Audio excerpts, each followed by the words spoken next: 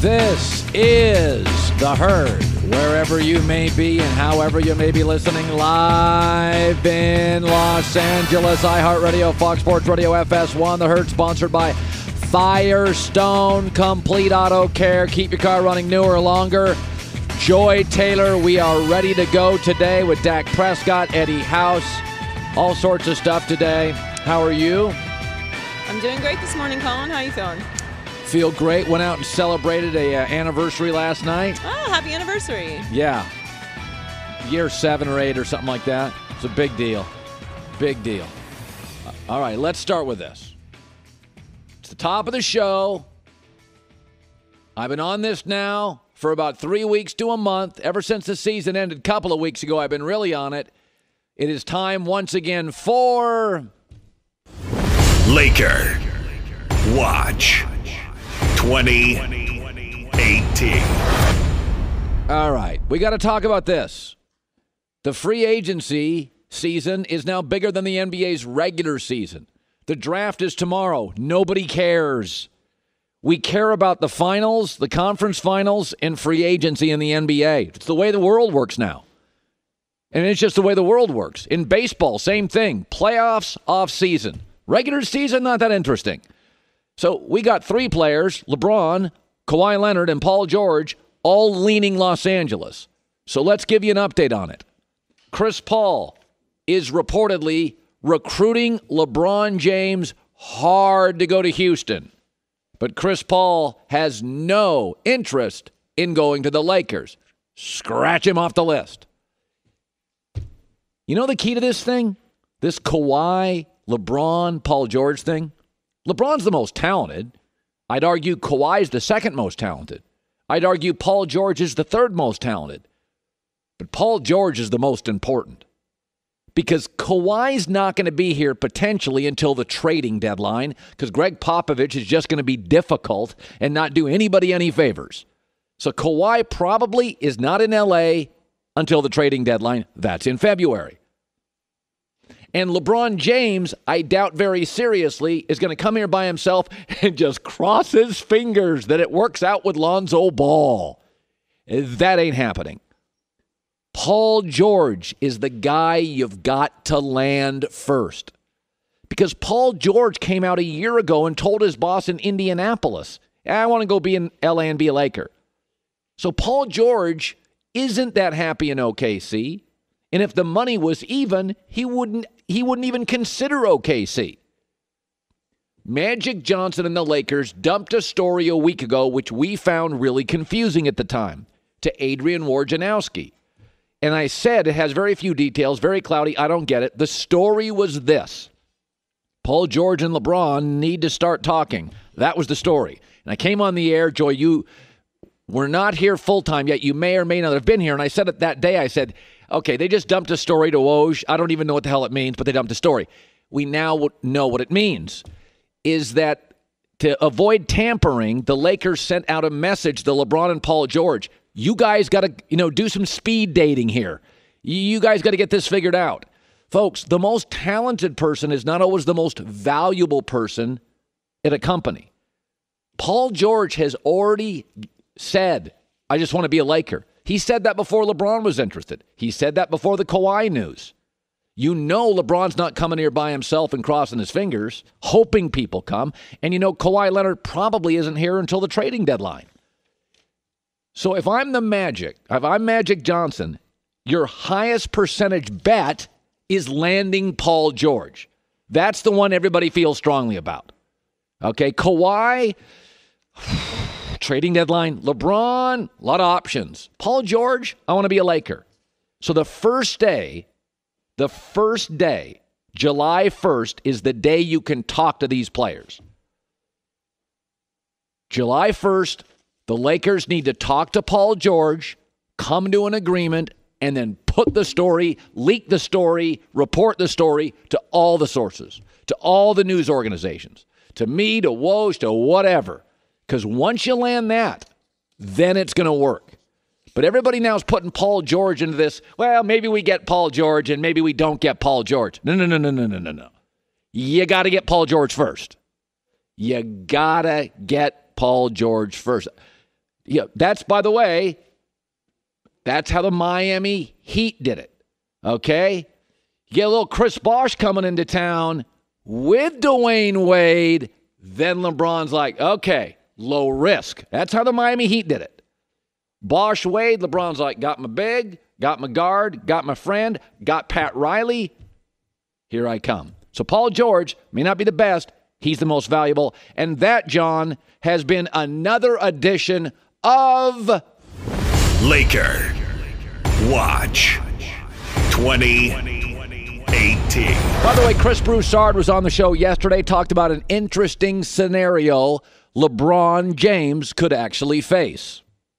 Let's just play the game, though, that he stays in Oklahoma City. Now it really gets interesting because if the Spurs don't trade Kawhi to the Lakers soon, does LeBron come here by himself? I mean, if Paul George stays in Oklahoma City, it changes everything, potentially. Just stuff to think about. All right, let me shift gears to this. There is a big difference between a bad person and a good person having a bad moment. I know a lot of good people had a bad day. I've had a lot of good bosses make bad decisions. There's a difference between bad boss and just good boss made a bad decision. There's a difference between a guy gets an injury and an injury-prone player, Kyrie Irving. There's a narrative out there now that Kawhi Leonard, that guy's crazy. You don't want anything to do with him. I read a story this morning in Boston. A local Boston reporter is saying, this guy quit on his team. There's no way I want Kawhi Leonard. Stay away from Kawhi Leonard. I don't trust this guy, Kawhi Leonard. That's a local story. Charles Barkley's a national voice. Here's what Charles is saying, a guy I like about Kawhi Leonard. I blame Kawhi for a lot of this stuff. If he wants to leave, he got to come out and say he wants to leave. We don't even know if this stuff is true yet. I'm not disparaging any other reporter. They've got, quote-unquote, their sources. If he wants to leave, just say, hey, I've had enough of San Antonio. Don't use the doctor's excuse. I think that's cowardly using the doctor's excuse. Okay, so we got the Boston reporter. Bad guy, stay away. Charles Barkley's very prominent. Charles Barkley's like, this is on Kawhi. My friend Jason Whitlock, speak for yourself. He says, buyer beware on Kawhi Leonard. I'm saying if I'm the Lakers or any other franchise, I'm like, well, damn. He's never played 82. He just missed 72 games or 73 games this year. And I'm supposed to trade for this guy and then give him a max deal eventually? I don't think it's high risk, but yeah, you have to take those things into consideration. But you had to do it with Kyrie Irving, too. And how did that work for Boston? Yep. Oh, so I got a Boston reporter. Stay away. I got Charles Barkley. It's cowardly. I got Whitlock and Broussard. Poor Kawhi Leonard's a bum. Okay, I'm going to go the opposite way on this. There is a difference. High school, quiet, hardworking, overachieving player. College, quiet, hardworking, overachieving player. First 5 years in the league, quiet, hardworking, overachieving player. And then in year 6, aggressive, manipulative, bully Greg Popovich sends players out to rip Kawhi, and Kawhi's deeply offended, doesn't trust him, and wants out. Don't confuse bad guy and bad moment. A lot of good people listening and watching this show. You're a good person. You were a jerk to your wife 2 weeks ago. That'd make you a bad husband. You had a bad moment. You had a meltdown. And that, of course, has never happened to me. But, I'm just using these examples. Here's what I know. Rajon Rondo fights with everybody everywhere.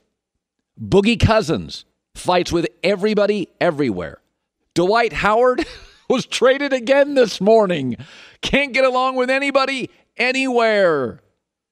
Here's what I know about Kawhi Leonard. He's either the first or the second best two-way player in the NBA. And in high school, was a hardworking overachiever. In college, was a hardworking overachiever. And in the NBA, was a hardworking overachiever. That's all he is. And then he got into a situation where he's nonverbal, his boss is super verbal, and they just don't get along. It should be noted, LaMarcus Aldridge a year ago said, I don't like playing under Popovich either. It's not the first guy. So I am here to defend a good kid who's had a bad year. That's different than a bad kid who's trouble. Shame on Barkley, Whitlock, and Broussard. What about the children? Somebody has to defend these players, and it's going to be me, and I'm okay with it. All right, coming up next, I am being attacked by Enes Kanter of the Knicks. I'm being attacked by Baker Mayfield. I'm being attacked by, some say, the NBA Rookie of the Year, Donovan Mitchell. I'm just sitting here, quiet, meek radio boy. Quiet? And I'm being attacked all over social media by NBA star, NBA rookie, Baker Mayfield. I will respond to that. Plus, Dak Prescott of the Dallas Cowboys joining us right around the corner. Welcome back. Joy Taylor joining me. I should say there is one thing missing, and it's incredibly obvious in all this free agent stuff. Philadelphia 76ers. Yoo-hoo, hello. Off-season, sort of important. LeBron available. They've disappeared. People are talking about Cleveland. They're talking about the Lakers. They're talking about the Rockets. They're talking about the Spurs. They're talking about the Thunder. They're talking about the Celtics. Philadelphia, you do get that Kawhi Leonard may not be available again on the open market. Paul George may not be available again in the open market. LeBron's out there available. So where is Ben Simmons? Anybody seen Ben Simmons? Oh, we've got a picture of him. He's dating Kendall Jenner. Okay, good to see he's not distracted. Anybody seen Joel Embiid this offseason? Now we have multiple pieces of video. He's playing pickup basketball at parks against, like, landscapers and mailmen. And to their general manager, they don't have one. And their brand, 10 teams have won a title in 35 years. They're not one of them. By the way, what would you say? Oh, Dario Saric, by the way, where's he at? Is he recruit? Oh, he went back to Croatia. Oh, okay. It's a fine country, but yeah. What do I always say about the NBA? It is a man's league. It's not a kid's league. Kids have talent. It's a man's league. Ben Simmons, I know about his dating life. Joel Embiid, I know about his pickup basketball life. Dario Saric, not in the country. They don't have a GM. And LeBron, Kawhi Leonard, and Paul George are available. Hello. Yoo-hoo. Anybody home? This is sort of an important offseason. I'm getting every player in the NBA mentioned. Danny Ainge, by the way, is working the phones. Danny Ainge makes sure he leaks stories to let everybody know. Kawhi Leonard, we're interested. Philadelphia, it's the best offseason ever. This year, next year, best offseason ever. You're not going to be good enough to compete for a title here with Boston, Golden State, Houston, Lakers. Forget the Timberwolves. Forget the Anthony Davis's Pelicans. Got to pay attention. It's a man's league, not a kid's league. You guys got to be on the phone recruiting people. I want to hear about those stories. And with that, I got to be honest. As I talk about Philadelphia, my next guest live via the Coward Global Satellite Network is Dak Prescott. You know, Dak, you could say anything right here you want about Philadelphia. Any team in Philadelphia, go ahead, say anything you want about anything in Philadelphia. Don't have much to say. Smart young man. You know, it's funny. I talk about being a man's league and not a kid's league. I gotta eat some crow here. When you were coming out of college, I said, and it's been all over the internet, I said, he reminds me of a better version. He's a better version of Tebow. I think he'd be a hell of a tight end in the NFL. Well, you obviously were great. And I just want to throw this out there. Did you ever hear that? Because I have taken more crap for that comment in my career than any. Did you even hear loudmouths like me saying, this guy's not going to make it? Yeah, somehow I usually don't listen to much loudmouths or you guys say, but somehow I did hear that one. But I say thank you. You're giving credit to my athletic ability, so I appreciate it. You know, it's interesting. I really think this team has I called you guys a dark horse Super Bowl team, and I called you about a month ago. Now, last year at this time, Dak, I called the Philadelphia Eagles a dark horse Super Bowl team. I like this team. I think you've upgraded your pass rushers. You've upgraded your linebackers. I like this club, and I like your offensive personnel. I do wonder about Jason Witten, though, Dak. He has been your security blanket. He may have the best hands of any tight end in the history of the game. How will you not miss him on those third downs? He'll be missed. Somebody like Jason Witten isn't a guy that you can just come in and try to replace.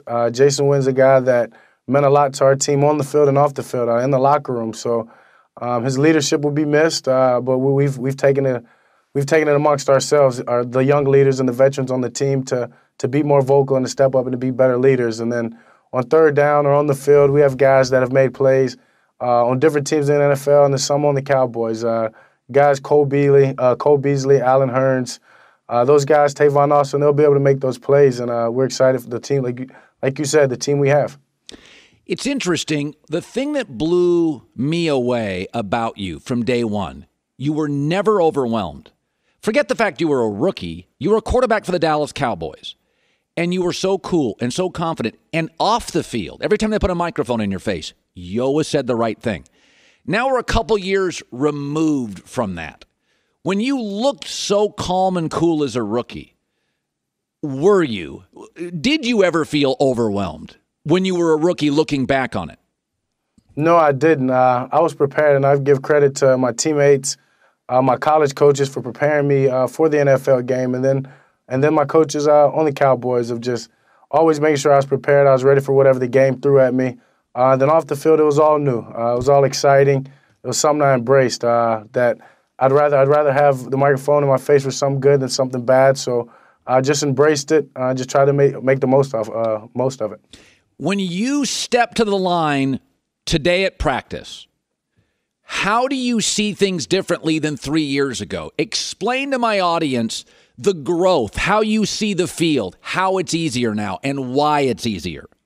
Yeah, now going into year 3, just getting done with the minicamp and OTAs, and you line up against the defense, certain things and certain looks just like jump out at me. Like I see it clear and I see it quick. Where 3 years ago, you're looking for those things, you're searching for those things, you're looking for the tendencies in the backers if they're blitzing or them off levels and things like that. Where now when I break the huddle and I go to the line, it's like some of the first things I notice when I look at the defense, they're off levels or this safety's leaning that way, he's trying to disguise, and all that's going to do is allow me to play ahead of the game and just be better. You know, you said something about a month ago, and I totally agreed with it, and I thought it was a mature thing to say. You said, listen, man, this whole thing about having a dominant number one receiver, I don't necessarily think that's a necessity, which I completely, absolutely agree with, and I've been saying it for years. Some people were like, whoa, it was a shot at Dez. Could I make this argument that when you have an Odell Beckham, when you have a Julio Jones, when you have an Antonio Brown, when you have a Dez, that sometimes as a quarterback, Dak, you almost feel that you have to go to him. You feel like, you know what, man, I got to get his touches in. And that when you don't have that now, that you walk to the line without that pressure on your shoulders. Could I make an argument that Dez sometimes forced you going to the line to look his way when maybe he wasn't necessarily a target? I wouldn't say necessarily forced me, but in your defense and what you're saying, yeah, when you have those players like that, those receivers, the Odell Beckhams, Antonio Browns, Dez Bryant, you want to get them the ball because of what they've done in the past with the ball in their hand, where whether if it's going to make that tough catch or whether if it's getting it on a slant and breaking tackles or whatever it may be, you want to get the ball in the hand. So, it's just one of those deals that when you don't have a big-time guy or the number one or whatever you want to call those guys, you go out there and you just spread the ball around, and it's not a factor even in your head who gets a catch, who has how many touches. Some of my best games in the NFL have been with 8 different targets or so. So yeah, we'll head into this season with the mirage of guys and be excited for what we have. 2 years ago, he was the Offensive Rookie of the Year, despite being drafted in the 4th round, and some radio idiot called him a tight end. Oh, wait, that was me. You're the Cowboy quarterback. There's phones everywhere. But you have a life, and you have a right to a life, and you've never shown me any reason to be concerned in the NFL. When you go out now, nightclub, friends, teammates, are you sometimes apprehensive, anxious? Oh, my God, I'm a Cowboy quarterback. Do you feel sometimes like you live in a fishbowl in Dallas and that you can't go out? Yeah, I mean, not just Dallas, but other cities as well. Definitely sports cities, but it's just about being smart. It's about knowing that there's that opportunity for the camera to come out. There's that opportunity for something bad to happen. So it's about putting myself in the right situations, eliminating all those distractions or things that could cause a spiral downhill and be in the news for something bad. That I just try to eliminate them, all aspects of it, and just be the best. Finally, listen, Zeke is amazing. He's had some maturity issues. Do you feel it's your responsibility now that you're in your third year that if he has a little stumble, it's your responsibility to go talk to him and address it? Yeah, I mean, he won't. He's a grown man it's not any man's responsibility to check on another grown man, but Zeke is a guy that's grown so much just in the 3 years he's been in the NFL and the 3 years that I've known him, on the field and off the field. So I'm not too worried about Zeke. He's not somebody that I'm always checking on or calling. He's a professional. He's definitely take the steps and the strides that he's needed to be the professional on and off the field that'll make it a long time in this league. Well, Carson Wentz is in your division. Giants upgraded on offense. A.S.Smith in your division. The NFC is loaded. It is going to be an incredible season for you in the NFC, Fox and the Cowboys. You are here on behalf of Ready, Raise, Rise, a fight against cancer. Always been a good dude. What is that? Yeah, Ready, Raise, Rise. I'm teaming up with Bristol Myers Squibb for the second year in a row, and the Ready, Raise, Rise campaign is just about bringing awareness and educating people on the immuno-oncology research, and it's focusing on the uniqueness in cancer and in different people's cancer, and not only that, just about how it can help your immune system fight off cancer within the body, and it's something that I'm blessed to be able to be a part of and be on this team. Just know everyone knows my story with my mom. It's powerful and it's unique, and that brings me to our challenge. We're challenging everyone out there to go to ReadyRaiseRise.com, click the Pick Your Power link on there, and submit a photo of you with the Ready Raise Rise sign, and basically showing us how unique and how powerful you are, dealing with cancer, not dealing with cancer, being healthy, whatever it may be, but so we can raise money, and we can raise a lot of money and educate people on the immuno-oncology research. In doing so, once we get to 100 photos, Bristol Myers Squibb has promised to donate $250,000 to cancer advocacy groups. So it's a must. Hey, by the way, you'd still be a really good tight end in the NFL. But you're also a great quarterback. But you could have been a great tight end. That's all I'm saying, Dak. I appreciate that. I'll keep that in my back pocket. All right, Dak. Thanks, man. Yeah, thank you, Colin. All right. Take care. Can't wait for the season. Joy Taylor with the news. No. Turn on the news. This is the Herdline News. All right, so Colin, we talked yesterday about Tom Brady and Oprah and him possibly seeing the end of his career. So the conversation continues. Well, yesterday, Tom Brady responded to an ESPN social media post on Instagram. The post said, Tom Brady says he's still motivated to keep playing, but he knows he can't play forever.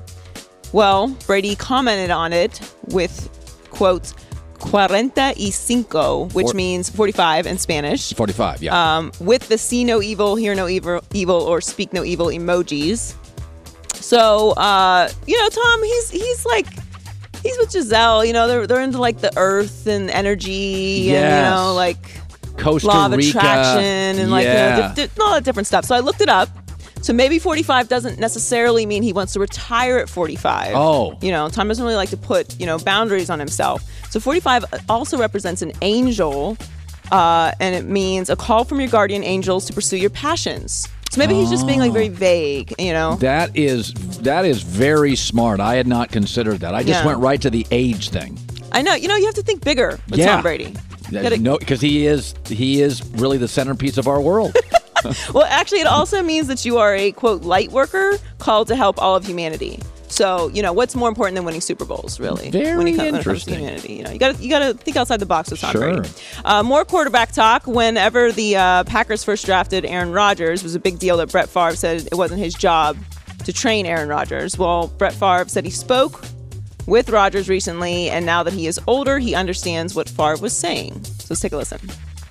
We talked about that. He said, I get it now. I get what you were saying or, how you carried yourself. There is no clause that says, hey, you groom the next guy who's going to take your job or else. That doesn't work that way. If I do anything, I'm going to get you a phone that works. me kind of chuckle. That guy it may be the worst at returning messages. Being the Packer quarterback and following Favre has never been easy. I think it's a lot heavier weight than people get. Favre was not only great, he's the most popular NFL player, I think, in my life. He's more popular than Joe Montana and Tom Brady, and I think he's a little bit more popular than Peyton Manning. You never want to be the guy that replaces the guy. Yeah. You want a little space in between there. Yeah, so David Lee really Roth. Appreciate you. David Lee Roth followed Howard Stern. That didn't work out. You want to be the guy that replaces David Lee Roth, then you got a better chance. I don't blame guys for not wanting to, quote, groom their replacement. Oh, I totally get that. But this idea that, like, Big Ben was all in the headlines recently over Mason Rudolph.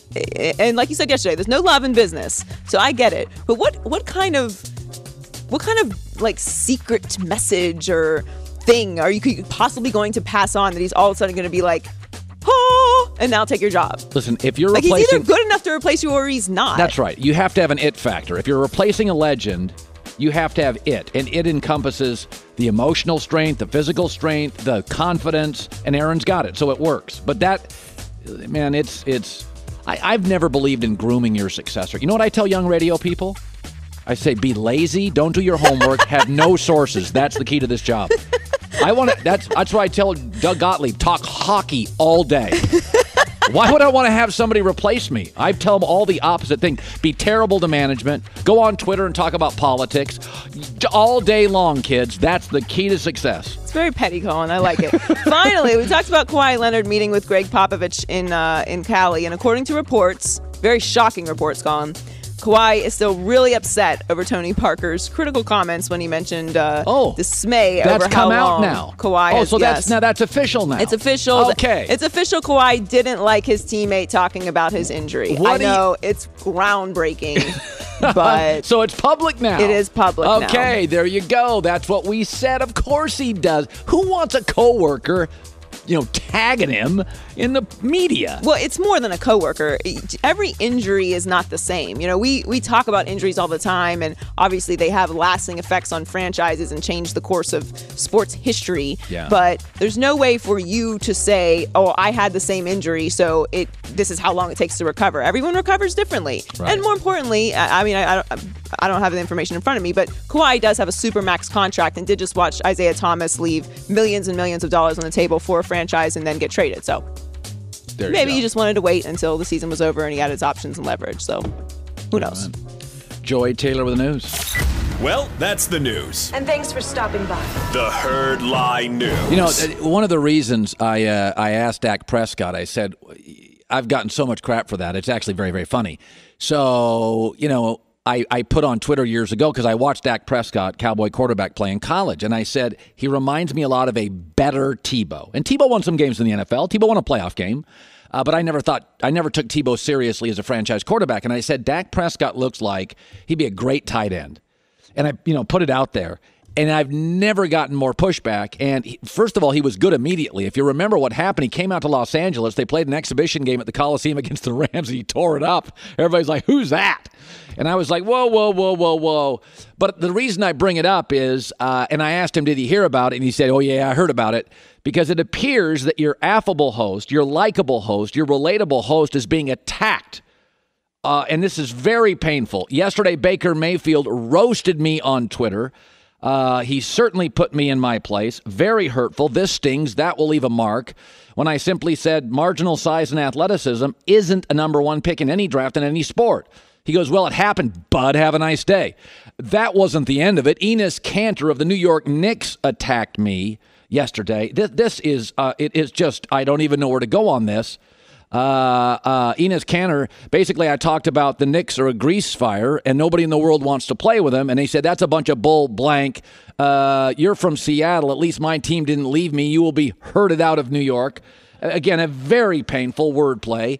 Donovan Mitchell, by the way, tremendous rookie. I said a couple of weeks ago something about him. I said basically he's the next Derrick Rose, John Wall, and Westbrook. And Donovan Mitchell, again, wordplay, says, heard you. Okay, I just want to point this out. Athletes never listen to the media, right? Yeah. Let me just say this. I am not ripping these athletes. I am pointing out facts, and facts strike a nerve. Nonsense is easily dismissed. If you went to George Clooney on Twitter, you're ugly. Nonsense. You no longer can carry a film at the box office. Ooh, that's a little too close to the truth. You may be right.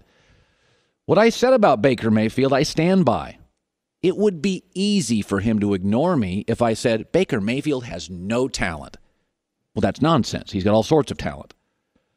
But for me to say, undersized, marginally athletic kid with baggage, that wouldn't be a number one pick in a hockey draft, a baseball draft, an NBA draft, or an NFL draft. That's when you respond. That's when it elicits a response. When I say the New York Knicks are a dumpster fire, and it's a damn shame because James Dolan has ruined an incredible franchise. It is a great basketball city, from Rucker Park to St. John's to Walt Frazier to Patrick Ewing. If I said, New York, what athlete wants to play in New York? That would be nonsense. It's very attractive. But when I say nobody wants to play for the Knicks, that elicits a response. When I say about Donovan Mitchell, with a mountain of evidence, small guards who are hyper athletic, who are not elite shooters, end up not winning titles. Oh, I don't know. I can give you 30 guards. If you don't shoot 46, 47%, Steph Curry, there is a mountain of evidence that hyper-athletic small guards who don't shoot great, have to score at the basket, get hurt more and don't win titles. That elicits a response. People talk about hot takes. Hot takes don't get a response because hot takes are nonsense. But when you give evidence like, dude, number one picks, that's Peyton Manning, who's 6'5", 220. Dad was an NFL quarterback. Hyper athletic, carried a program, never a walk-on. Okay, that would be nonsense, right? You don't draft undersized, marginally athletic athletes with baggage number one. I know it happened, bud, and I am having a nice day. Coming up next, Greg Popovich getting what he absolutely deserves. That next. It's The Herd. Car shopping, confusing, lot of terms, dealer price, list price, invoice. TrueCar shows you what other people paid for the car you want. Go to TrueCar.com, new or used car. Joy Taylor is joining me. You know, it is funny in sports. I could just go on every day, read the sports page, and then talk about what's in the sports page. But one of the things I like to do is project and predict what's going to happen. Now, sometimes you're wrong, and that's okay. I have no problem being wrong. I'm wrong all the time. We have a segment for that. Yeah, I have a segment every Monday called Calling Right, Calling Wrong. I have no problem. A lot of people in my space don't want to be wrong. They're petrified. They're PC. They play it safe. They don't predict. They don't guess. They don't want to. I could care less. I want to be interesting. And I think if you're a sports fan and you're at a bar or right now you're sitting around at home, I think it's more interesting. How do you talk to your buddies about sports? You see something happen and you're like, you try to connect the dots, right? Like that's what we all do in sports. So there's been two things that have recently happened where we went out and said before everybody else, we believe this is happening. And in both, we've been proven right. Now, the first one was the Lakers. When Lonzo Ball came out with a diss track, I came on the next day. This was not a topic on any show. It was not a column in any newspaper. Nobody was talking about it. I made it my whole show. I said, this is unbelievable. This is a disaster that you're recruiting LeBron James, who doesn't like to play with young, immature players, and Lonzo Ball and Kyle Kuzma are releasing to iTunes diss tracks. I said, this is an utter disaster. All I got on social media, you're wrong, you sound like an old man at the hardware store, you're yelling at clouds. And the next day, multiple sources inside the Lakers leaked that Magic Johnson was really, really unhappy. We guessed, but we guessed because we connected the dots. It wasn't a hot take. We just kind of connected. LeBron doesn't like young guys. He could have played with Andrew Wiggins years ago. He said, no, I want to play with Kevin Love. So Wiggins has more talent. Love's an older, slower athlete. And he chose him because LeBron doesn't like kids. When he went to Miami, Ray Allen, old. Battier, old. Mike Miller, old. Udonis Haslem, old. D. Wade, veteran. Bosh, prime. So we projected. You laughed. We were right. It's become an issue. By the way, there was a not-so-subtle Lonzo Ball picture. He's in Mexico, released yesterday. Why was it released? Anybody have any guesses? He was ripped. Lonzo Ball looked jacked. That was the Lakers. Hey, Lonzo, wouldn't hurt sending out a picture showing how hard you've worked on your body in the offseason. Wasn't that one of the knocks of Lonzo Ball? He's not really athletic. Doesn't look like he's in great shape. Suddenly he releases a picture. He looks completely jacked. And he was sitting with 4 other athlete dudes. He looked longer and stronger than all of the other dudes. Okay, here's the second thing where we thought it was a massive problem and nobody else talked about it. Greg Popovich in the middle of the season sent out a couple of messengers, Manu Ginobili and Tony Parker, to question Kawhi Leonard's injury. And we said, whoa, time out.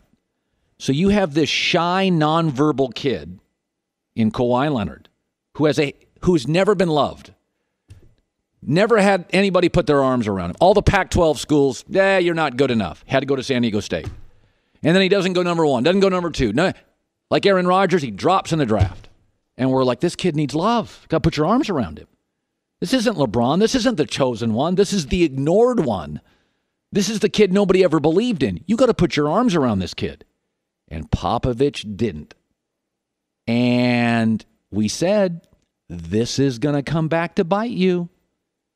And Joy Taylor, 20 minutes ago, comes out with a story that Kawhi, the relationship is severed because he didn't like when Tony Parker was sent to call out Kawhi Leonard. By the way, Steven Jackson on this show sat on this couch and also said, this is not going to play well with Kawhi Leonard. I wouldn't be surprised if this makes Kawhi want to leave. Because when your teammates going against you in the media like that and not having your back, you know that's coming from up top. Why would you want to be there? Part of the fun of our job, and I think it's part of our responsibility, isn't just to read a sports page and talk about stuff. It's to watch what's happening, macro level, connect the dots, project and predict. That is my job. You're busy. You have a job. You don't have time to do that stuff all day. That's what I do all day. I have no life. I go home, pet my dog, kiss my wife, and then put up conspiracy theories in sports. That sums up my life at 54 years old. But we were right on both, and in both instances, it was, let me tell you the way it works. This happens in politics. It happens in business. Very little happens out of coincidence. Virtually everything is planned. And the NBA, like international soccer, is a star-driven sport. And to attract the stars, you have to show that you love the stars. You're showing them constant love. We love you. We're taking care of you. I think Popovich blew it. I think it's too little too late. The story today, he's in Los Angeles to try to connect with Kawhi Leonard, and I think he blew it. And I think if you put in 2 columns, Spurs on the left and Lakers on the right, in the Spurs column, you think rigid, system, older, Popovich, monotonous. And on the right, with the Lakers, you think fun and magic and Luke and youthful and growing. And I think Kawhi has made his decision. I think he's made it. I think he's decided. I think it's done. I think he's a nonverbal kid who was bullied by a very verbal coach and a very manipulative coach who, for the record, the further he got away from Tim Duncan's prime, the less he accomplished. And I think it's done. Now, maybe Popovich can pull off some magic. He's a salesman. I mean, free agency is really like being a college basketball coach or a college football coach. A lot of it's just recruiting. The recruiting season never really ends. It doesn't. And this is a good example of it. You can't take some time off and let your ego get in the way. Let me ask you, you always call yourself petty. If somebody called you out, Joy, publicly, and then let's say I called you out publicly, but your contract's coming up and I want to get you back, would you sit down with me? Could you forgive me? how much groveling do you do? Because that's important.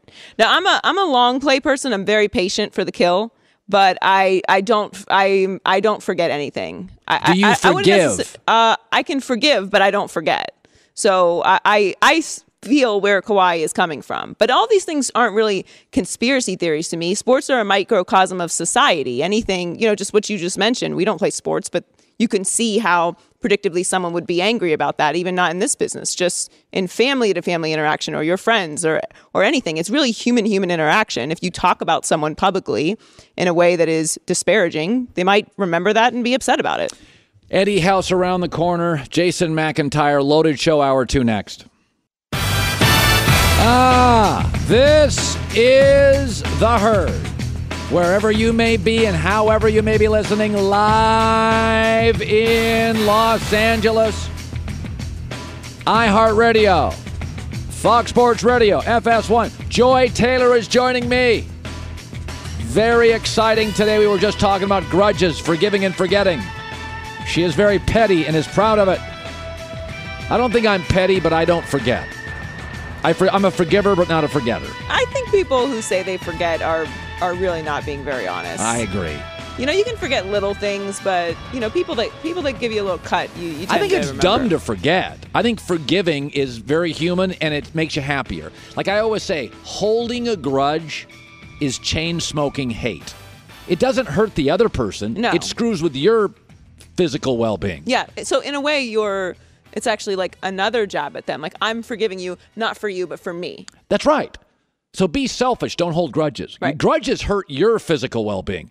You're just chain-smoking hate. You just wake up every morning, you put that cigarette in, and you're angry, and your blood vessels get all screwed up, and you die at like 54 years old. Don't do that. Don't hold grudges. But you're an idiot if you forget being burned. If you go into business with somebody and they burn you, and you're like, I forget, no. It's the old saying, if the mistress who cheats, she once the guy gets married, he's got to find another mistress. The old saying is, when a guy marries his mistress, he's got to find another mistress. Oh, okay. Okay, I kind of butchered that, but a little George Bush with the the quote there, but I see where you're going. Hey, by the way, so I've been, you know how I feel about the NBA. I would give up 1 million draft picks to get a great player. I'm not into draft picks. Everybody, I got to accumulate draft picks. Danny Ainge has a zillion draft picks. He's hit one out of the park, Jason Tatum. And by the way, Jason Tatum, as much as I like him, next year Kyrie's back, Gordon Hayward's back, Al Horford's back. Jason Tatum's arguably the fourth best Celtic. This year, everybody got hurt. He was elevated. They needed him. He played well. But when Kyrie comes back, he's not as good as Kyrie. Gordon Hayward comes back, probably not as good as Gordon Hayward. And right now, he's not as good as Al Horford. So I'm not a big draft pick guy. Oh, Andrew Wiggins, what about him? No dog. 4 years in the league, no dog. I like veterans. I like old guys. I like tough guys. They fill out. They get tougher. They get angrier. They know the game. They manipulate refs. I'm a big fan. That's why I don't talk about the NBA draft much. But it's tomorrow. So I just want to put my stake on the one player I think is going to be really, really good. Now, when I say really, really good, not taking over the league, but I put my stake on Ben Simmons a couple years ago. I'm like, this guy's really good. Now, the guy I'm going to tell you in this draft is not going to be as good as Ben Simmons, but he's going to be really, really good, and I think he's obviously the number one pick. It's Marvin Bagley at Duke. Jay Billis is going to tell you all these guys are great. ESPN's going to oversell every international player. They always do. They're gonna sell you on the international guys. By the way, in the all-time top 10 international guys, Rick Smits is on the list in the history of the NBA. If he's on your top 10 list, it ain't much of a list.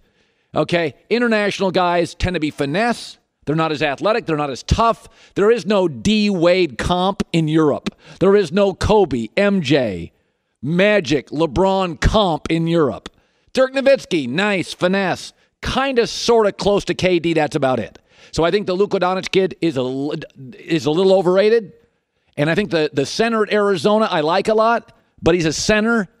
Marvin Bagley, smooth, gifted, can shoot a jumper, can score low, is long, is coachable. I watched him 6 times. Every time I watched him, he was better. That tells me he's coachable. He's smart. He knows his weaknesses. He builds on his strengths. This is my guy for the draft.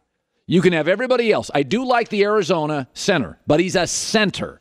He's going to be a little DeAndre Jordan. He's going to score a lot of points on lobs, but he's not going to be a guy I believe in 10 years is changing the league. One guy in this draft I love, Marvin Bagley, Duke. I'm going all in on him, and you can have. And by the way, everybody's going to tell you about the Euro.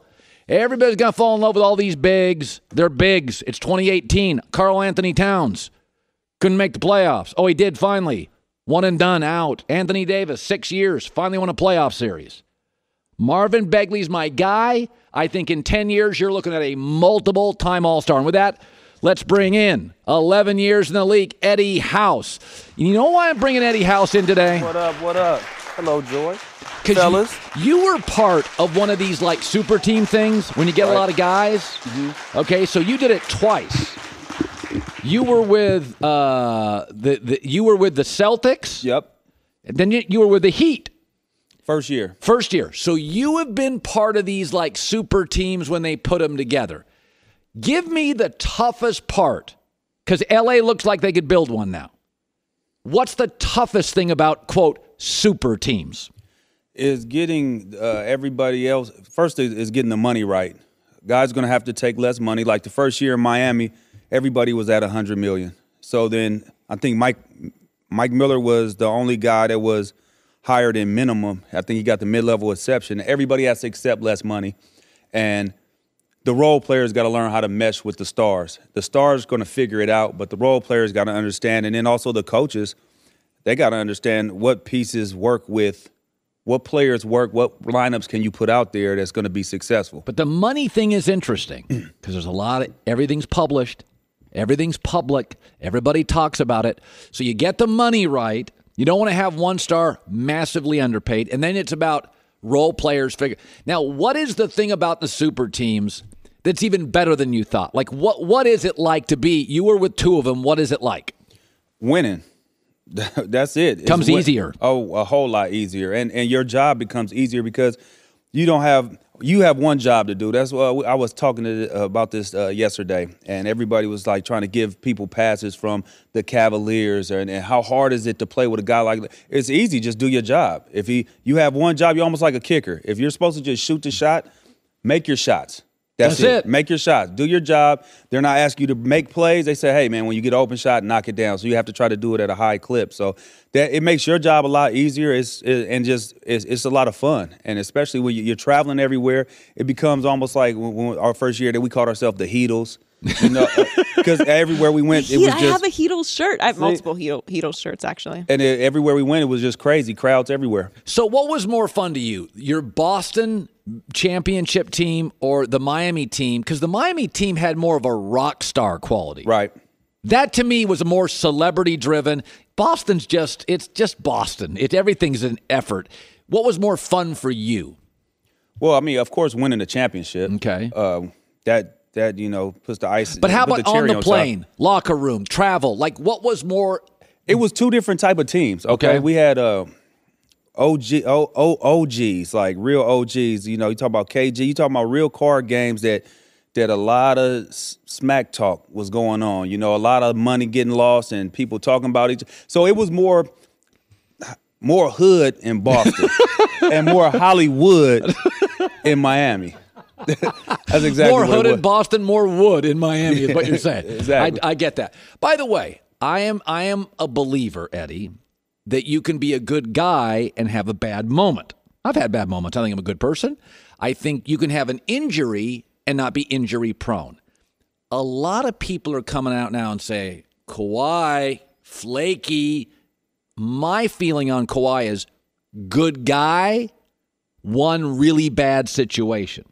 Which one do you think he is? Because a lot of people now are on the buyer beware of Kawhi Leonard. I think it's a bad situation because you can't go from being a guy of great integrity, high character, hard worker, all the things they were saying, everything that was coming up out of San Antonio about Kawhi was just how great of a guy he is, doesn't talk, comes to work, works hard, leads by example, and then all this starts coming out as him with the injury and stuff, and now all of a sudden it's like, oh, no, he's not that good of a guy. He has bad representation around him, and all these other things are coming out. So you can't have it both ways. San Antonio, you put out that he was a great guy. Yes. And now you're putting out that he's not such a great guy. He has now he has some character flaws, which I don't believe that. I just think that's a way of covering their tracks of them actually making him upset. You know, he has his body to take care of, and he's going to become a free agent. So if he tells you, man, my body is bothering me, I'm not right, you can't say because you had the same injury that this man had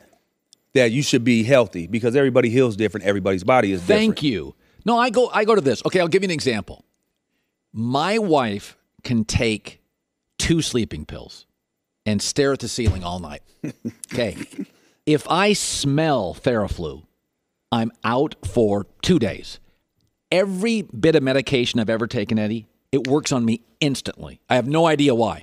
My wife, it doesn't. So I'm just saying, Joy, it could be with you. People's bodies are different. Like, I get sick a lot for a day. I almost never get sick for 2 and 3 days. Stuff gets in me and stuff gets out of me fast. And so everybody's saying, well, Kawhi, Tony Parker, different athlete, different dude. Some guys heal fast. Were you a fast healer? Yeah, pretty much. I mean, I had to play through everything, you know, so I didn't have time to sit down and be like, hey, man, you know, I'm going to take these days off because I'm over here hurt. No, I had to stay so I could stay in the rotation, stay on my grind, and stay on teams. So you were a grinder. I mean, I had to be. For real, I had to be. When you look at Paul George, we asked this question yesterday. His mom wants him to be a Laker, and his wife wants him to be a Laker. Ooh, pressure. Okay. Can you speak to my audience as a professional athlete? Wife says, go here. Mom says, go here. But you can make more money elsewhere. You're Paul George. How big is the mom-wife thing? It depends on how big that money difference is. Okay. If it's a huge money difference, you have to say, moms, baby, just y'all chill for a little minute. Let me go get this money because you're going to want that go-yard bag. I know you are. So let me make sure I get all this cheese. What is that? What was that? It's like a high-end bag that everybody's talking about. What do they call, Joy? One? You know one? I do not have one. What do they call, Joy? No, I don't know. This is above my pay grade, apparently. Okay. Yeah. So, but you have, right now everybody's talking. So you have to, if the money is, now you say, well, if the money's way better, is $8 million way better? A year? Yeah. Or total? I mean, $8 million looking good. Looking good. I mean, and I don't think that the wife and the mother will complain once they start reaping the benefits of all that money. Okay. But if you are financially set and you're not even tripping, which he more than likely is, and you're not tripping off the extra money, which I don't know how you can't be because you're not going to have an opportunity to make that again. I look at Paul George, and I look what he can make in OKC, and I look what he can make in Los Angeles. For the next 4 years, he'd make the same in both places. They can just offer one more guaranteed year, but he's not retiring after 4 years. No, he wouldn't. So, I mean, to me, I'll lay it on the line. Where do you want to live? I mean, if the money's the same for the next 4 years, I would want to live in Los Angeles. But you're also looking at money on the court. You have to think of the endorsement deals and opportunities that you're getting in Los Angeles versus OKC. Well, it's not comparable. He already has his shoe out. He has his own line. I mean, there's opportunities well beyond shoes. Put this up no doubt. Put this up for our TV audience. I know our radio audience. I don't want to go through the numbers. It's the same damn money. Both places, mostly for the first 4 years. Yeah, well, 45 difference right there in total. Yeah, but that's because 175, 130. That's because the last year, Oklahoma City can guarantee another year. But it's not like that last year. That's a big year, though. $40 million. After taxes, it's 20. Well, that's more than after taxes without the 40, right? See, I disagree with you. I think you should never chase money. Chase organizations, teammates, happiness. Because, man, Eddie, after you sign that big fat contract, an hour after you sign that contract, after that first check, you look out your window in Oklahoma City, you see a silo. Hey, but he might like playing with Russ. And this is another thing. You don't know that he could also felt like they were right there, a stop away from here, a stop here, a basket made there, a couple guys stepping up, Melo having a better series. Maybe they had an opportunity. So to get in the mind of him, that's what we'll have to do to understand it. But I don't think he's chasing money. I think the money's chasing him. He's done enough to where the money's already coming towards him. Did you ever chase money? I mean, I had to. Where? Who? Oh, I mean, I had to get my money from Boston. Yeah, but that wasn't a championship. You went it wasn't. You went to a good team. That's not chasing money. Oh, no, I never chased money like that. No, I just was going out. I played to play on a winning team, to be a part of a winning culture. I didn't want to be losing because I lost my third year in Miami was one of the worst seasons. And then I came to the Clippers, and it was just horrible. Like, those were miserable. It was 3 years. Miserable years. Miserable. Yeah. Doesn't matter what the check is. If you're miserable at work, it's miserable. Yeah. Have you ever been miserable, Joy? Yes, but not necessarily at work. 1 year in Tampa for me. It was brutal. It is the worst if you're miserable at work. If you're miserable at work, it's a miserable. tough experience because you have no choice. Right, you have to be there. Yes. Like when I played especially if you have other people you're responsible for. With the Clippers, it was the worst. We practiced at a junior college, so the travel, the commute there was garbage. There was no food for us. We couldn't shower after practice, so we go clean to practice, put clean drawers on a dirty booty, and go back home. It was the worst. No food on the plane. Guys be eating McDonald's. It was the worst. I'm telling you, that's the truth. Don't chase money. All right, Eddie House. Friday, Big 3 basketball returns live to FS1. A new wave of superstars join some of the game's greatest legends in a new season of the Big 3. It all starts Friday at 7:30 Eastern, live on FS1, or stream it all live on the Fox Sports app. Amari Stoudemire's now in that league. Baron Davis. Carlos Boozer, Nate Robinson. A lot of big fun new names. Yeah, Meta World Peace. Say goodbye to the grocery store. Hello to HelloFresh. Healthy ingredients, easy to follow recipes, shipped to your door for free. Limited time, $30 off your first box. Free shipping. HelloFresh.com/Colin. By the way, it's my staff and I got into a big heated argument this morning. It was right before you got there, Joy. They were trying to push this story on me, and I'm just so over, and it's wearing me out. So Tom Brady was on Instagram and replied to a fan and basically said, hey, I'm retiring at 45 and not 41. Can I just say this about Tom Brady and retirement? Are we forgetting a crazy thing?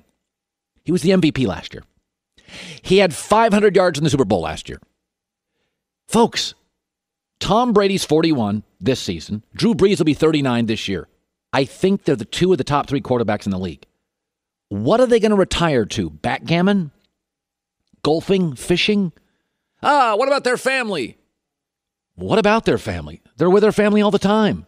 He goes to bed with his wife every night. He's got his kids every day. Can't hang out with your family 24 hours a day. They wear you out. I got kids. I can't hang out with them all day long. He's with his kids all the time. This whole thing about Tom Brady's retirement, he was the MVP. He was the MVP. We're all caught up on the number, 41 years old. 41 today is 36 years old 10 years ago. You got stem cell, blood thinning. You've got these tents you can live in. People now eat kale. Kale used to be the thing when you went to Wendy's and they had the buffet. Kale was the thing they put in by the ice in between the food. Now people started eating kale and they're living forever. 41 is not 41 10 years ago. Good God, open a magazine, go on the internet, pills, juices, diets. Tom was the MVP of the league. He threw for 500 yards in a Super Bowl. You know who I want to retire? Ryan Tannehill, Andy Dalton, Joe Flacco, every McCown brother. Why do we want Drew Brees and Tom Brady to retire? Think about this. First of all, did you watch Tom versus Time? Brady sort of likes football. Do you remember this? I like to be able to, reference back to seasons or games or weeks that I've gone through something similar. So there's at least a starting point. When you've been doing something so long, you just don't see tape. You see the depth of everything. How do you know when the guy's going to blitz? You kind of look at the shape of the defense. A guy just may have a little tell, like a poker player. It's like, how do you know? Well, I don't know, you've been doing it for so long. You've seen so much. I watch tape all day Monday, all day Tuesday. Wednesday we practice, Thursday we practice, Friday we practice, and I come home and I watch film. And then Saturday before the game I watch film. And then Sunday morning I watch film. And the whole time I'm just trying to get tells. I don't know why I can sit here and watch it and, process information quickly, but I can. I could literally just watch film all day. It's almost soothing because I've been doing it for so long. I can just go 4 or 5 hours without getting up from this chair. Okay. Sounds like it's real torture, doesn't it? It's a lot harder to play with kids for 5 hours than to do that. Why would you retire from that? He's the MVP. He loves it. By the way, look at the schedule next year. Let's go to week 1 of the NFL schedule. What games pop out to you? Oh, what do you know? It's the one with good quarterbacks. Falcons, Eagles, 49ers, Texans, Deshaun Watson against Brady, Dak against Cam. That's funny. Rams against Raiders. You ever notice in the NFL schedule the games that jump out to you have really good quarterback play? Why would we want Brady to retire? Now, I think he's closer than he's ever been. He talked to Oprah Winfrey about that. Here's a little portion. Tom Brady with Oprah. I think about it more now than I used to. Yeah. I think now I'm seeing that there's definitely an end coming sooner rather than later. As long as you're loving it, you're going to do it. Yes, so, as long as I'm loving the training and the preparation and willing to make the commitment. Yeah, I don't know why we're rushing these guys. Like, I swear to God, Drew Brees and Tom Brady last year when Aaron Rodgers got hurt, the 2 best quarterbacks in the NFL. And why I don't care what the number is, but sports radio guys used to be fat meatballs. And then now they're not, and they're in better shape or something. But it used to be sports radio and media people were out of shape messes. I'm trying not to be. So when I'm 6-0, I feel 5-0. Why would you want Brady out?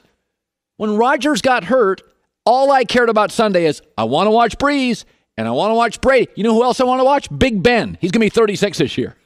The young guys aren't always fun to watch. Half of them are busts. I love watching the old guys. Give me Phillip Rivers. He's going to be 36 years old.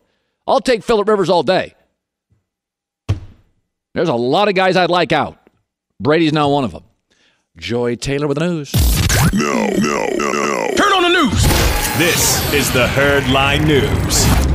Colin, today is June 20th. You know what that means? No.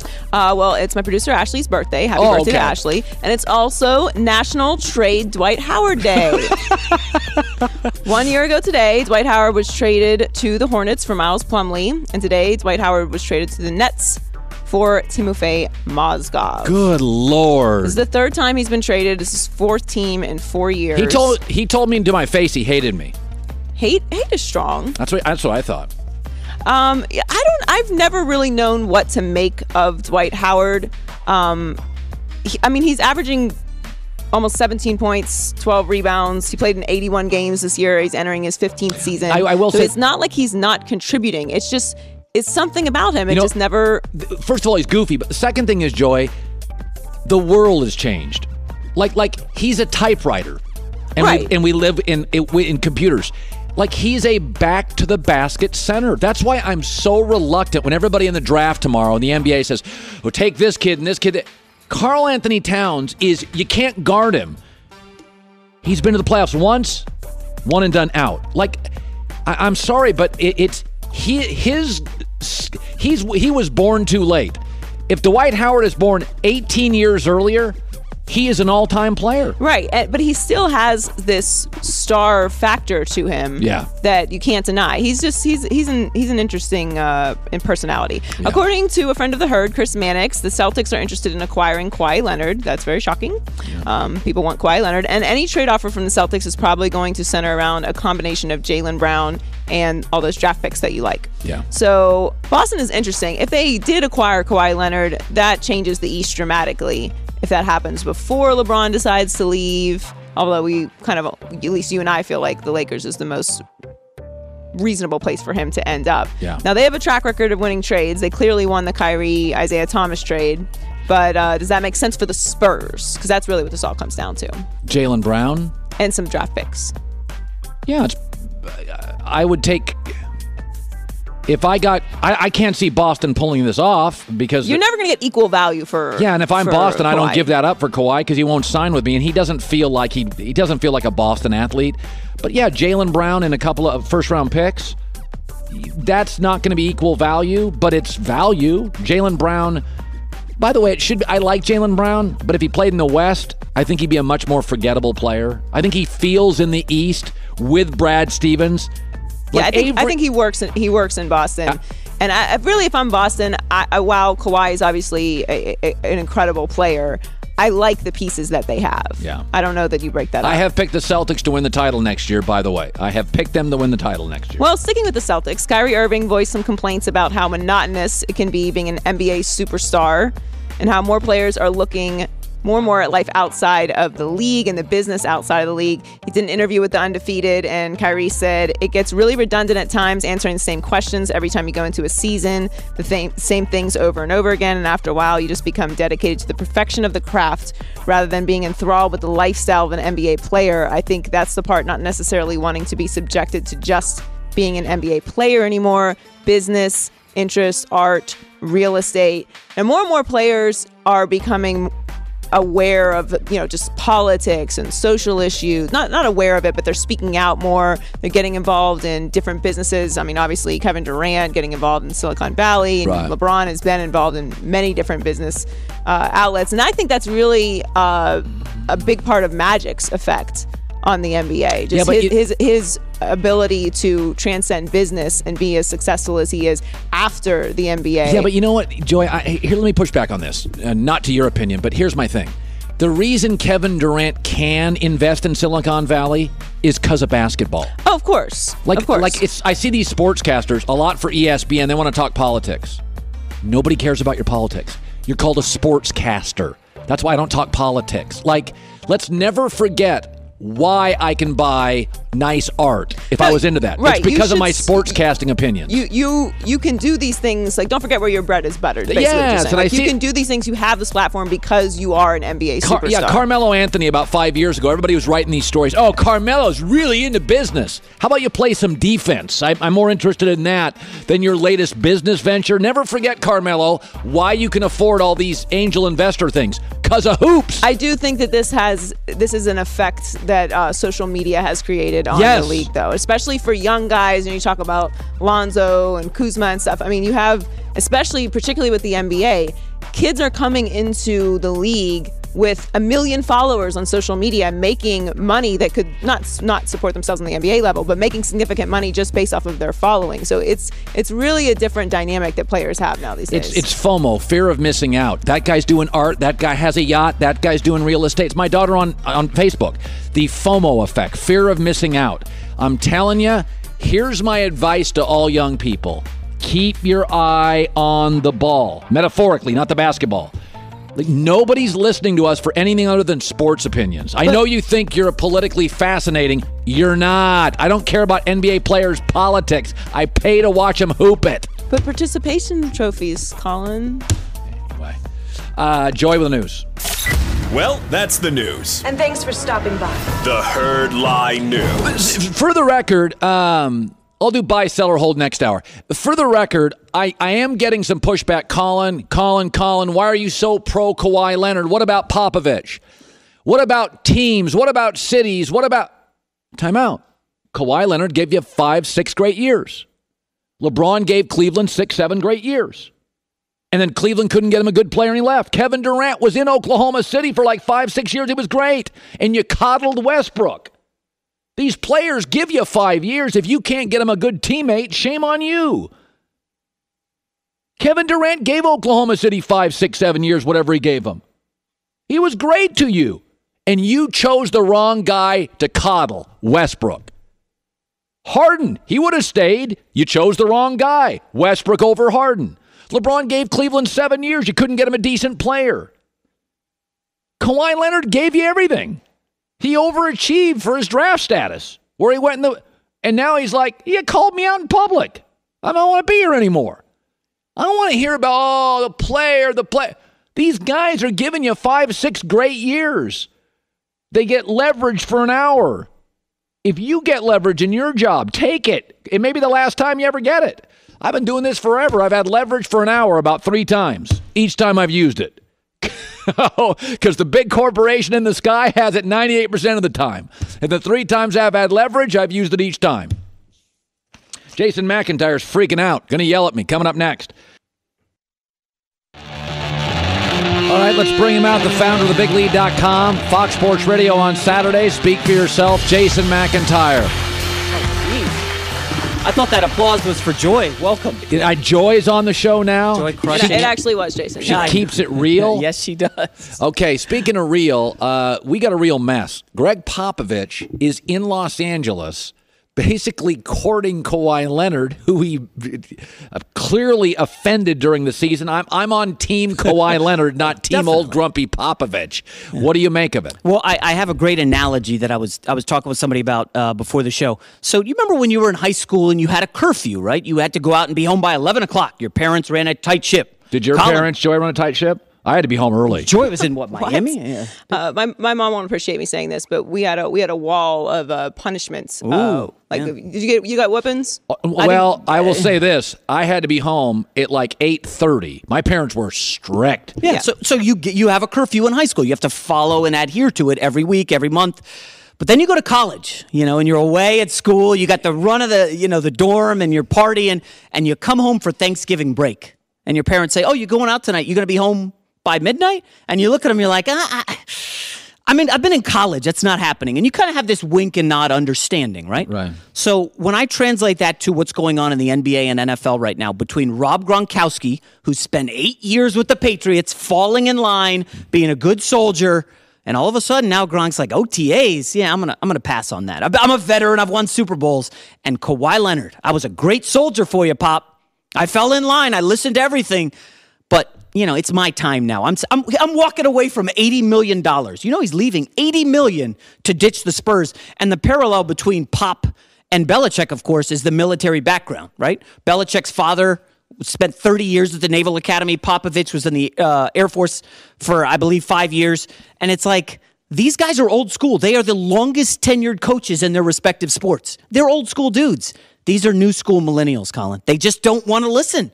They want their own thing. They want to run with their own teams. And I know you guys talked about Kyrie Irving or a little earlier in the show. Keep an eye on Kyrie Irving. He's another guy. Didn't want to listen to LeBron. Goes to Boston. Now there's Brad Stevens. There's Gordon Hayward. There's Jason Tatum. I wouldn't be shocked if Kyrie Irving walked from Boston after this summer. Not at all. Listen, Kyrie's a different cat. This, to me, is the next huge story in the NBA. After we get this Lakers stuff sorted out, up to the trading deadline, remember, Kyrie's got a year left in his deal. Yeah. If he doesn't give Boston assurances he's staying, Danny Ainge is moving him. But the more interesting thing, Dwight Howard got traded to the Nets today. And, of course, the story is Brooklyn Nets. They stink. They haven't been good in a while, but they can now afford 2 max guys next summer. Kyrie Irving from New Jersey, he's like a New York guy. He can't go to the Knicks. They stink. They're a dumpster fire. But the Brooklyn Nets can afford 2 guys. So Kyrie, you know who his best buddy is, right? Who? Jimmy Butler. Oh! Jimmy Butler's available in 2019 because he'll opt out. So I know we have a Minnesota Timberwolves fan in the studio here, but Jimmy Butler and Kyrie are best buddies. USA Basketball, they're singing together on the plains. Joy, do you remember when they were singing that song, 1,000 Miles? Yes, yes. That's like 1 million views. They're boys. They are tight. I'm telling you, Kyrie and Jimmy Butler next summer to Brooklyn, it's going to be in play. Colin, the NBA is so hot now, and you've been on this early, but Aaron Rodgers, keep an eye in the NFL. You're going to start seeing the NFL guys do what these NBA players are doing. Shorter contracts, more power. Because do you want to be under an iron fist of a GM who's not doing a good job? Listen, the NFL's ridiculous. Aaron Rodgers is the best player in the NFL. So he gets drafted, sits on the bench for 3 years, finally comes out, and then he gets a contract, and now they can franchise tag him. Aaron Rodgers has zero leverage. None. And by the way, because the NFL fans in Green Bay, I think Aaron's been doing this for 3 years. Subtle shots at the organization. That's his only power. Dude, they dumped his quarterback's coach. They dumped his favorite wide receiver. He can do nothing. Now, you do that stuff with LeBron James in the NBA, what's he doing? Bye. See you later, Cleveland. You set me up with Jordan Clarkson, I'm out. This is a really interesting thing. Like, I totally get why people watching my show, I totally get everybody listening on radio now, podcast, streaming, FS1. I get what I'm about to say. These guys make $1 zillion. They make $1 zillion. Why? What about the fans? What about this? Remember this. Every one of you listening to me, if you've done a modicum of work in your life, a good school teacher, you can work for 60, 50 years. These athletes, your windows are 9 years, and all they want is that one That's what everybody's working for in this league. The one big deal. And we bang on these NBA players. Look how many NBA players in the last 7 years have taken less money. Yeah. They want it. LeBron took less money. Bosh took less money. Durant took less money. Kawhi will take less money. Paul George. Stop blaming the athlete. These guys are not money hungry. What they want is they want to be happy. They want to win games. They want to go to work with a smile. We're always banging on these NBA guys. Find me a baseball player that's ever taken less money. Robinson Cano is elk hunting in Seattle, and it's like, Seattle? So, I mean, you've talked about this guy plenty, but Chris Paul seems to be in the I want all my money. He seems obsessed with making as much money as possible. If I'm Chris Paul, I haven't won jack squat. Never been to the NBA Finals. How much money has he made in his life between TV commercials and salary? It's got to be $150 million. Easy. You're telling me you couldn't just be like, you know what? I'll take 20 instead of 30, and I'll be on a super team with LeBron and try to win a title. Chris Paul, that's not crossing his mind? It has to. I don't understand how it can't. Yeah, no, I would say this about Chris Paul. I love him. I don't. He's not a max player anymore. No. Not for more than 2 years. He's just not a max player. I was talking about this the other day off air with somebody. I don't want to mention it because he's got friends in the NBA. Powerful, huh? There's about 4 max players in the league. KD, Curry, LeBron, James Harden. Wait, you got to put Steph Curry in there.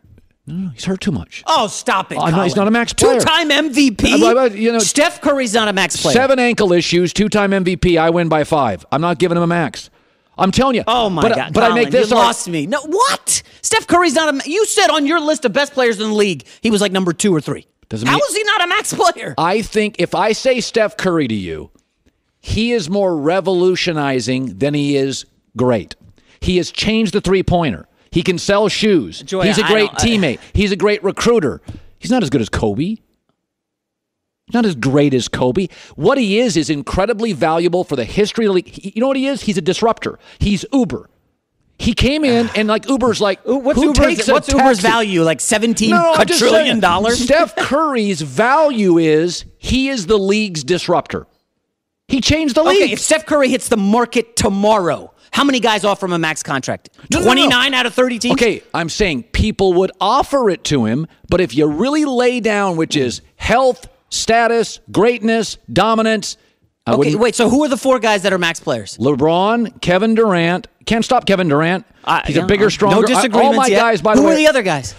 James Harden. James Harden over Curry. Stop it. Colin, no. What has James Harden done? Are you serious? Bigger, stronger. Shows up out of shape all the time, dates Kardashians, fails out in game 6, fails out in game 7. Come on, stop. Am I nuts on this? Joy, back me up. Come on, this is insane. Vote. By the way, I like Curry more as a dude. I think Harden's a little flakier. Who is your 4th person? I think my 4th person, I thought about it, is Giannis. Oh, yeah, They can't shoot outside the paint, I gotta go with Jason. No, yeah. Colin. What? All right. Yeah, this has gone off the rails a little bit. Is Curry worth Giannis over Steph Curry? You kidding me? That's so bad it makes Jason look sane. Thank you. I think that was a compliment. I can love somebody, but not want to give him max money. He's 30. He's got 2 MVPs. He's got 3 titles. He averaged like 25 in the finals just now. I love. Listen. Oh my goodness. I love Steph Curry. I'm saying in 100 years, when I say Steph Curry in 100 years. Because with some of these pills I'm now taking, I'm going to be there in 100 years. Okay, in 100 years, when you think of Steph Curry, you'll think of, oh, God, remember the guy that changed the league? We'll have conversations about, God, remember when we used to have centers? Yeah, then Steph Curry came in and we don't have centers. Some people are disrupted. Now, I'm not saying Uber's not a great company, but it's always going to be remembered as the great transportation disruptor. Nobody gets DUI numbers plummeted. Parking garages used to be the best investment. Nobody parks in them. Nobody drives downtown. You take an Uber downtown. If Steph Curry is Uber, what does that make James Harden? Airbnb or something? I mean, Colin, no. First of all, Giannis over Anthony Davis? Really? He's going to be a 30-point-a-game player. Am I crazy on this? Come on. He's a 30-point-a-game player, and he's in Milwaukee. And you can't guard him inside. Has he got out of the second round of the playoffs? Okay, I'm just saying. LeBron carried garbage inside of to the 10 finals. feet, he's impossible to defend. And outside of 10 feet, he can't do anything. Colin, I find we'll give you a mulligan on this one. You know Curry is one of the 4 max players in the league. I mean, come on. That's James Harden? I mean, Colin, we you can spend also months have bashing. 5, Yeah, we can Doesn't go have 5. to be 4. Yeah. So maybe Giannis and Steph. Okay, listen. are max First of all, Phil Mickelson had a little brain fart this weekend. I get one in my career. There you go. All I right. could have been for just Change 15 them. seconds. I could have been a little off. Just for okay. By the way, Broussard, Caron, Butler, and J-Mac first round NBA draft tomorrow. Fox Sports Radio at 7 Eastern. I did like your Kyrie, Jimmy Butler Nets. That was very good. So don't go anywhere. Back for hour number 3. Interesting guest in hour number 3 we've never had on the show in LA. It's the Herd. This is The Herd, wherever you may be and however you may be listening. Live in Los Angeles. Hour number 3 live in Los Angeles. iHeartRadio, Fox Sports Radio, FS1. Joy Taylor is joining us. By the way, just to clarify, you knew what I was saying about Steph Curry, that he is the Uber of the NBA. Uber has literally changed transportation in America. Right. Now, I'm not saying it doesn't have value and it's not great. But what Uber will always be recognized as, they killed cabs. They ended a lot of DUIs.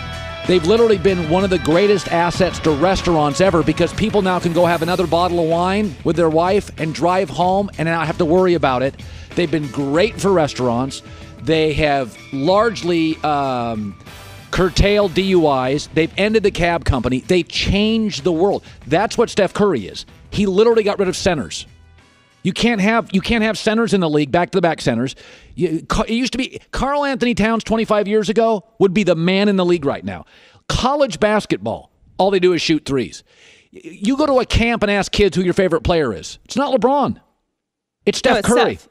And so what I'm saying is I love Curry. He'll be known, though, as being the great disruptor, not the best overall player on his team. That's Kevin Durant. He'll be known as the great disruptor. But you don't think he's a max player? I only think there's about 4 I'd give max money to.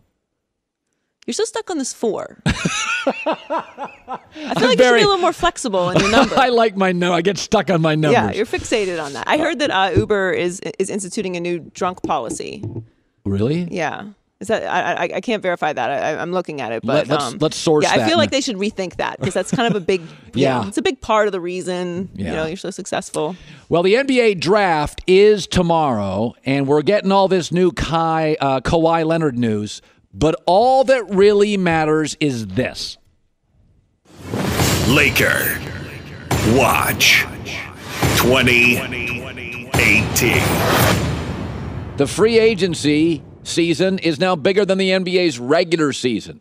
The draft is tomorrow. Nobody cares. We care about the finals, the conference finals, and free agency in the NBA. It's the way the world works now.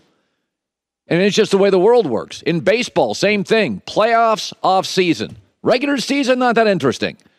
So we got 3 players, LeBron, Kawhi Leonard, and Paul George, all leaning Los Angeles. So let's give you an update on it.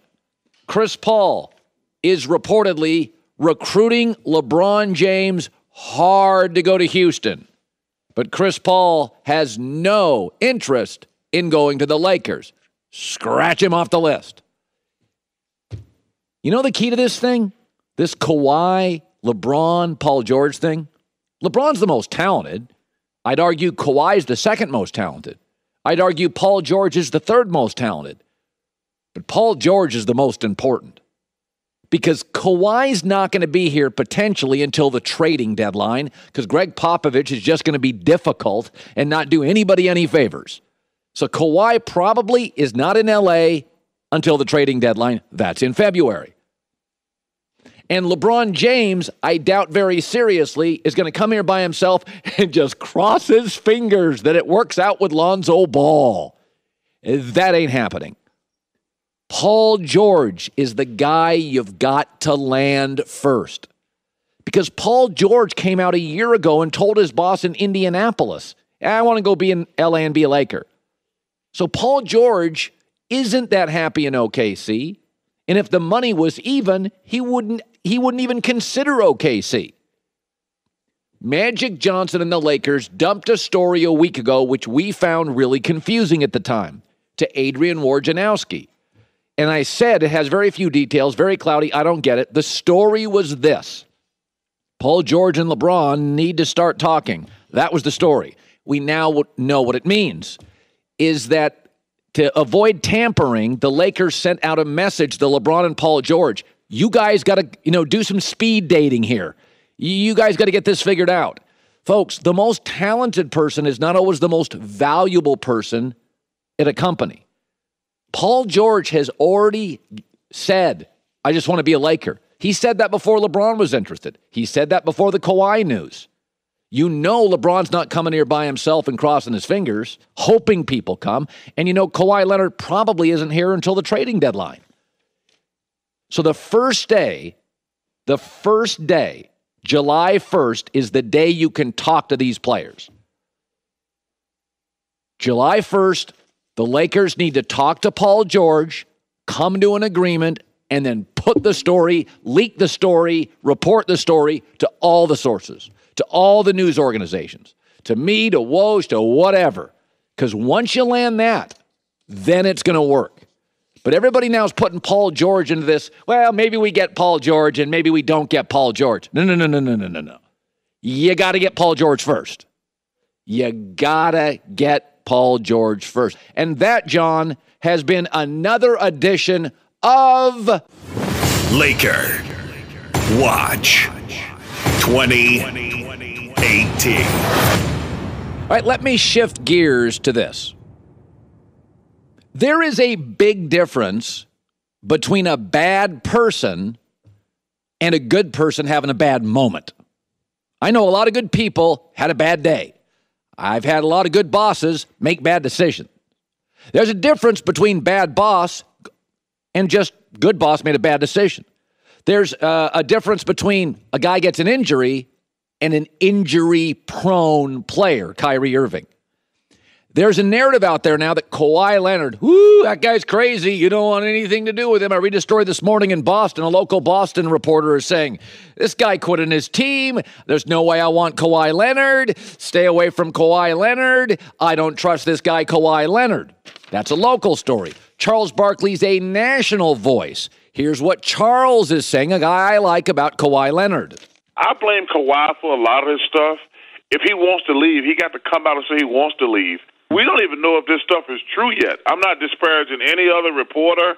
They've got, quote-unquote, their sources. If he wants to leave, just say, hey, I've had enough of San Antonio. Don't use the doctor's excuse. I think that's cowardly, using the doctor's excuse. Okay, so we got the Boston reporter. Bad guy, stay away. Charles Barkley's very prominent. Charles Barkley's like, this is on Kawhi. My friend Jason Whitlock, speak for yourself. He says, buyer beware on Kawhi Leonard. I'm saying if I'm the Lakers or any other franchise, I'm like, well, damn. He's never played 82. He just missed 72 games or 73 games this year. And I'm supposed to trade for this guy and then give him a max deal eventually? I don't think it's high risk, but yeah, you have to take those things into consideration. But you had to do it with Kyrie Irving, too. And how did that work for Boston? Okay, I'm going to go the opposite way on this. There is a difference. High school, quiet, hardworking, overachieving player. College, quiet, hardworking, overachieving player. First 5 years in the league, quiet, hardworking, overachieving player. And then in year 6, aggressive, manipulative, bully Greg Popovich sends players out to rip Kawhi, and Kawhi's deeply offended, doesn't trust him, and wants out. Don't confuse bad guy and bad moment. A lot of good people listening and watching this show. You're a good person. You were a jerk to your wife 2 weeks ago. That make you a bad husband. You had a bad moment. You had a meltdown. And that, of course, has never happened to me. But, I'm just using these examples. Here's what I know. Rajon Rondo fights with everybody everywhere. Boogie Cousins fights with everybody everywhere. Dwight Howard was traded again this morning. Can't get along with anybody anywhere. Here's what I know about Kawhi Leonard. He's either the first or the second best two-way player in the NBA. And in high school, was a hard-working overachiever. In college, was a hard-working overachiever. And in the NBA, was a hard-working overachiever. Coming up next, everybody's got opinions on where Kawhi's going, LeBron's going, Paul George is going. What can the Sixers add? The person I will bring on next will give you absolutes. He has been profiled from the New York Times, CNN. He is the smartest cap space man. Will tell you exactly why and how certain players can't end up in certain places. That's coming up next. With GNC Auto Delivery and Save, don't worry about missing a daily dose of your favorite product. Set up a free subscription. Enjoy free shipping, 10% off. Visit GNC.com or a store near you to learn more. Everybody's got opinions on all these situations, Joy, and it always, as you know, it comes down to numbers. All this stuff comes down to assets, picks, numbers, trades, if any of these trades can work. Because everybody, when I used to host a sports radio show in Portland, people would call, hey, okay, we get Kobe from the Lakers and we'll give him blankety blank. And I'm like, A, it's not going to happen, and B, it doesn't make any sense. No, it's fantasy basketball. It's so much more fun to play that way, though, Colin. But none of it makes it. In the NBA, you have to have trades have to work out. Contracts have to be within 10% of each other. So let's get out of the opinion business and let's get to the facts business. And via the Coward Global Satellite Network, I'm going to bring in Larry Kuhn, who's an NBA CBA expert, a recognized expert in CBA. So I want to get to Larry. I just want to get the raw numbers here. Okay? Let's first talk about the Cavs. LeBron, I'm told, would stay if they could get another star, like a Kawhi Leonard. So let's talk numbers and reality, Larry. How do the Cavs get another star for LeBron? That's going to be tough. They're going to have zero cap room, none whatsoever. So their only option is to trade. They'd have to give LeBron an opportunity to opt in, convince him that they're going to bring somebody in, trade for somebody. A Kawhi Leonard might be a guy that they would go after, because even though Kawhi said he prefers LA, it's a one-year experiment with LeBron anyway. So maybe you just swing for the fences with Kawhi. Maybe you go after like a Damian Lillard. You don't have a lot of assets. You have Kevin Love. You have the number 8 pick. You have the young guys that they picked up from the Lakers. Is that enough to swing a trade for a guy like that? We'll see. But it's got to be a big move like that, I think, in order to convince LeBron to stay in Cleveland. Okay, Lakers. How in the world do they sign LeBron, Kawhi, and Paul George? Freeing up the cap room is going to be easy for the Lakers. They're going to have about $57 million in cap room right now. But Luol Deng is the elephant in the room. They're going to have to either trade him or cut him, waive him completely. If they do that, they can sign a Paul George and a LeBron James at their max salaries, have a little bit of room left over to spare. They're going to have to say goodbye to Julius Randle, but I think for that situation, they would do it. In order to trade for a Kawhi Leonard, and it would have to be a trade, they're going to have to give up some of the other young core, but I think that would be a win-win anyways, just because LeBron James isn't going to come here to play with a bunch of kids. He's going to want to have a ready-made team to compete for a championship. So if they were to sign a LeBron James, sign a Paul George, make a trade for a Kawhi Leonard, then they would have a team that would be a little bit thin, but we don't want to commit the nirvana fallacy here. We don't want to look a gift horse in the mouth. That's going to be a pretty good situation, and that would be a competitive team. Okay. Now, Houston, everybody says Harden, LeBron, Chris Paul. It can't work. They'd have no bench. Let's go to real numbers, Larry. Could it work? It'd be really tough with Houston. First of all, LeBron would have to go to the Cavs and tell him, that's my preferred destination, which is exactly how CP3 got from the Clippers to the Rockets last year anyways. He went to the Clippers and said, I'm leaving. I want to go to the Rockets, get a deal done. If LeBron did that, it's within the realm of possibility, but a lot would have to happen on the Houston side. Ryan Anderson would have to go out, and that's going to be a tough contract to move. It wouldn't move to Cleveland because there's no way the Cavs would want that contract. I doubt they would want an Eric Gordon. So you're looking at bringing in a third team, a fourth team, sweetening the pot for those teams in order to make something like that work. If it did happen, it would be a huge blockbuster. It's a very unlikely situation. LeBron would have to say, send me there, but it's not outside the realm of possibility. Finally, 76ers. Not a lot of news. I do know Ben Simmons is dating a Jenner, Kendall Jenner. That's about what I know. Could they land LeBron? You know more about that than I do then. It's possible. They are going to have the cap room. They're going to have around $30 million, and they could clear more. They could send out some players, sweeten the pot in order to free up the $35 million to sign LeBron. And you have something that the Lakers don't have. You have a Joel Embiid. You have a Ben Simmons that are, I think, a lot farther along and more ready to compete. And I think a LeBron would be more willing to come and play with guys like that. So when I look at the Sixers, I see that as one of the primary contenders for services.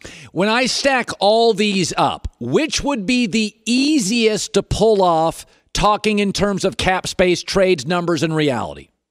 Cap space, the easiest thing is going to be the Lakers. They can free up $65 million. They can make two big signings or one big signing and fill in a lot of the pieces. But it all depends on where LeBron wants to go. Any of those four teams, if he really wanted to go there, if he told the Cavs, I'm going to go there, that's it. I think that he would be in the driver's seat. Okay. And it sounds like to me Houston is the one. It needs so much lubrication to work. Houston almost sounds like a fantasy to me. To you, Larry, does Houston look the most difficult? The Rockets are in the habit of keeping cap flexibility, keeping assets that can be moved, keeping the doors open for moving players to different teams in order to get deals done in 2, 3, 4 steps. So I think that if any team could get that kind of a deal done, it'd be Daryl Morey and the Rockets. Okay. Larry, we appreciate you stopping by. He is a draft expert. He knows the CBA. This is confusing stuff. We had real numbers. Thank you, Larry. And Joy, from that, I would ask you this. When you hear all that stuff and you hear all the calibration and you hear all the numbers, it really comes down, when I was listening to him talk, it really comes down to LeBron, where he simply wants to play. You can make all of them work. Where does he have homes? Where does his wife want to be? Who has good veteran players? But I still contend this. LeBron's not going anywhere by himself. No, but this has always come down to what LeBron wants, and that's the confusing part of this particular free agency period. Nobody really knows what he wants. Does he want to go to a young team where he has still an easier path to the finals in the East, but has young players because he's realizing you need that and not just veteran players? Does he want to go to the Lakers where he has Hollywood and opportunities outside of basketball and can possibly win a third championship with a legendary team? Does he want to go to Houston and play with Chris Paul and put together the Banana Boat crew? Like, what does he want? Nobody knows what he wants. Here's the one thing I would say, and this is where it's very Tom Brady. Tom Brady's 41, and we're all freaking out with the number. But I believe 41 today is like 36 a decade ago, just because of nutrition. We're all looking at LeBron, and we're looking at that number year 16. Year 16 is like year 11. LeBron's an MVP level player. Science and nutrition and diets have turned 41 to 36 and year 16 to year 11. These guys, LeBron and Tom Brady, are around for a while. I don't pay attention to that when it comes to guys like Tom Brady and LeBron James because they put an insane amount of their own money and time into their body. Of course. And they're already, on a whole nother level to begin with. But you have to remember, you have to tag an extra 3 years essentially on for LeBron with all the playoff games that he's played. So we look at it as just those are just seasons. You're not even paying attention to how much postseason time he's played as well. And I'm with you. I don't think that it matters. He's obviously playing at an insane level, but eventually it will matter. It will matter. Joy Taylor with the news. No. Turn on the news. This is the Herd Line News. All right, it's Kawhi Watch. Here's some more Kawhi Leonard news for you. An interesting post on his Instagram page. Now, he doesn't have his own Instagram page, but he has a fan page that's run by his sister. Okay. And this was posted this morning. It's a picture of Kawhi with the caption, "Be patient." You'll love this part. "Respect the process, not trust. but respect the process, and let's see what happens. And she later replied to a comment about their uncle saying Kawhi is a grown man and he makes his own decisions. There's more to the story than you know. Everything that happens behind closed doors is not televised. So very little subtle messaging there. How are you reading into this? This is why NBA free agency is the best. We're all just watching everything that happens, and every post is so dramatic and has so much underlying meaning to it. Yeah, it's the best. You know, this is funny. Like a lot of times on social media, Colin, why aren't you talking this?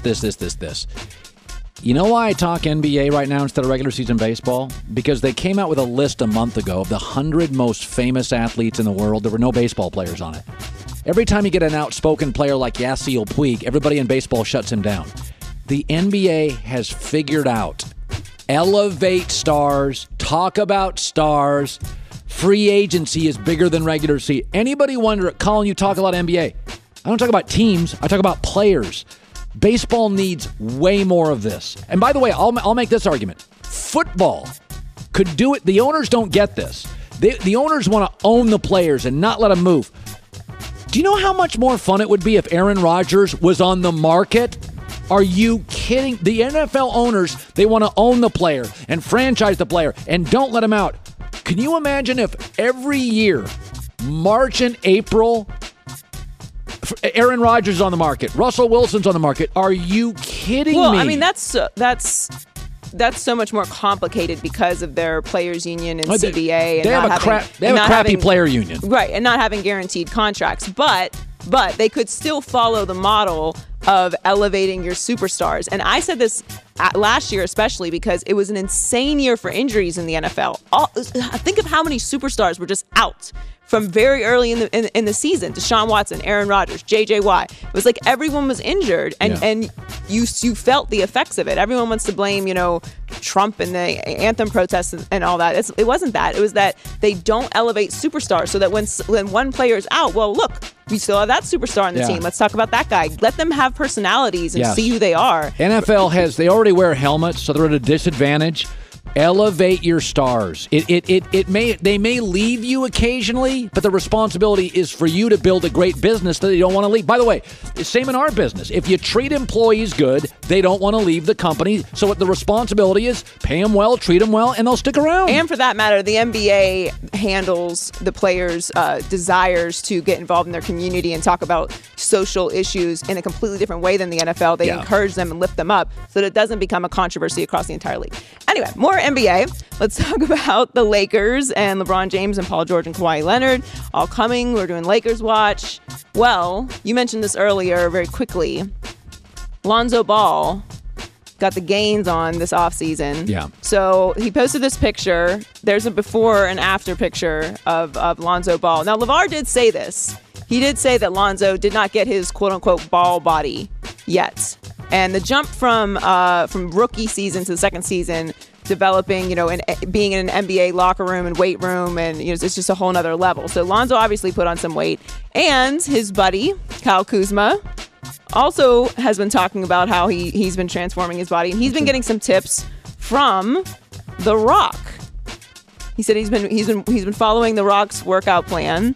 And Dwayne Johnson actually tweeted to him and said, Kuz told me he wanted his best summer ever, and he's putting in work. The Rock's always posting. I don't know if you follow him on Instagram, but he's in the gym a little bit. Yeah, a Rock, lot. So. Yeah. But are you impressed with what the two of them have done? I do not think this is a coincidence, Joy, that a week after he got in trouble, that the Lakers are putting out how great of shape Lonzo Ball looks. This is all part. There's not a doubt in the world LeBron is going to see the picture of Lonzo Ball working out, and that's going to put LeBron in a really good mood. This is the difference. The diss track looked distracted. This looks committed. Just the two words. Distracted, committed. Which one does LeBron James want to be part of? The committed? Yeah, by the way, that's another thing. Other teams in the league now, the Lakers love this picture because everybody else in the league's like, oh, we got ourselves a young man who is, he's bulked up a little bit. Yeah, and that doesn't happen overnight. So obviously, in between them being in the recording studio, they're also working out. And finally, this might be my favorite story of the day. So the Warriors beat the Rockets in 7 games in the Western Conference Finals, as we know. Yeah. And Steph Curry's wife, Aisha, is a popular TV chef, and she's opening a restaurant in the Houston area. Now, it's a franchise, so it's not just in Houston, because I found that to be weird also. But the Rockets fans are not taking that very well, and they decided to go to Yelp and tank the reviews. Are you a Yelp guy? No, I don't buy Yelp. I never ever listen to customer reviews. I don't take them. I don't treat them as the Bible, but I do use them to gauge. And I find sometimes that they're, especially if it's like a small mom and pop place, if the reviews are high, then you know the food is really good. So that's just a tip. But anyway, they're tanking the reviews, and there's a couple choice ones I want to throw at you. This is a good one. First and foremost, I would like to start by saying, how dare you bring this mess to Houston? We are good and we do not need this negativity. It's a restaurant. This establishment might serve us dusty water and moldy lemons. Pack up your restaurant and be going. You're not welcome in H-Town. Oh, God. Blah, blah, blah. Go Rockets. Now, I don't know if you know this, Colin, but Rockets fans don't like me very much. Mainly because I said that they're the Raptors of the West. They kind of are. I was a little wrong on the amount of games, so they just, they took a little longer to go home and sit on the couch and watch the NBA Finals, but that's still where they ended up. Yeah. But to me, they just should blame Mike D'Antoni because he's a huge participation trophy guy. Like at the beginning of the playoffs, he says the season's not going to be defined by whether we win a ring or not. Yeah, actually, that's actually the whole point. That's of the ring, in the season. So, Joey with the news. Well, that's the news. And thanks for stopping by. The Herd Lie News. Yeah, it is. All this free agency stuff, I just think it's really smart. I think people will say, "Why do you do this? Why do you do that?" The NBA has figured it out. They have figured out the business of the off season, and I've said this for years. Sports is real estate. The NFL owns the real estate from August 15th, because that's when you guys all get into your fantasy teams. And I used to talk to Matt Berry about this, the fantasy guy. He's like, literally August 15th, people stop playing fantasy baseball, and they move into fantasy football. August 15th to February 5th, the NFL owns all that real estate. That's 6.5 months. Then they smartly moved their free agency to March because they wanted to own March. And then the combine and the draft is in April. And then the OTAs. The NFL has brilliantly figured it out. Now, the NBA, with the elevation of free agencies, also figured it out. The NBA has always mostly been a April, May, June. They've added a month. It's just real estate. That's all it is. It's real. Do you know how much free real estate the NBA gets from guys like me? Doesn't matter if it's me, it's Dan Patrick, it's, the shows over there. It's just all free. So the NBA elevates its stars. Baseball tends to push down the stars for the sport, and they give up all that beachfront property. All right, buy, sell, or hold. Time to buy, sell, or hold. I'd buy that for $1. Colin will decide if he'll buy it, sell, I want you to sell. or hold. Please hold. All right, Colin, buy, sell, or hold. Tom Brady will win more playoff games than Jimmy Garoppolo over the next 2 seasons. Well, it seems obvious, right? Tom Brady is better. He's got this great coach, but everybody loves Jimmy G. First of all, remember this. The NFC is significantly better right now than the AFC, and it is not close. Minnesota's loaded. Philly's loaded. Rams loaded. Saints loaded. Falcons loaded. Niners rebuilding. This is a rebuilding story in San Francisco. Over the last 7 years alone, Brady has won 13 playoff games. Only 6 other quarterbacks have ever won that many in their careers. So, John... Bye! Yeah, Brady's going to win more in the next 2 years than Jimmy GQ. The only thing that hurts him is he gets so many bye weeks. He doesn't get that extra game. Buy, sell, or hold. Andrew Luck will throw more touchdown passes than Carson Wentz. Now, people are saying, Colin, that is ridiculous. We don't know if Carson Wentz is playing in his first week. Here's something else to remember. Go look at the schedule for the Colts this year. They get the Bills, the Dolphins, the Jets, Tennessee twice, and Cincinnati. Indy has got an easier schedule than Philadelphia, and it's not necessarily close. In my opinion, the best division in football, and I'm not even sure what second place is now, is the NFC East. Eagles are loaded. The Giants have massively upgraded coaching, wide receiver, running back, O-line, and I think the Cowboys and Washington are real teams with franchise quarterbacks. So, John, bye! I actually think the Colts and Luck are going to be the surprise team and one of two teams in the NFL that will double their win totals this year. Andrew Luck is back.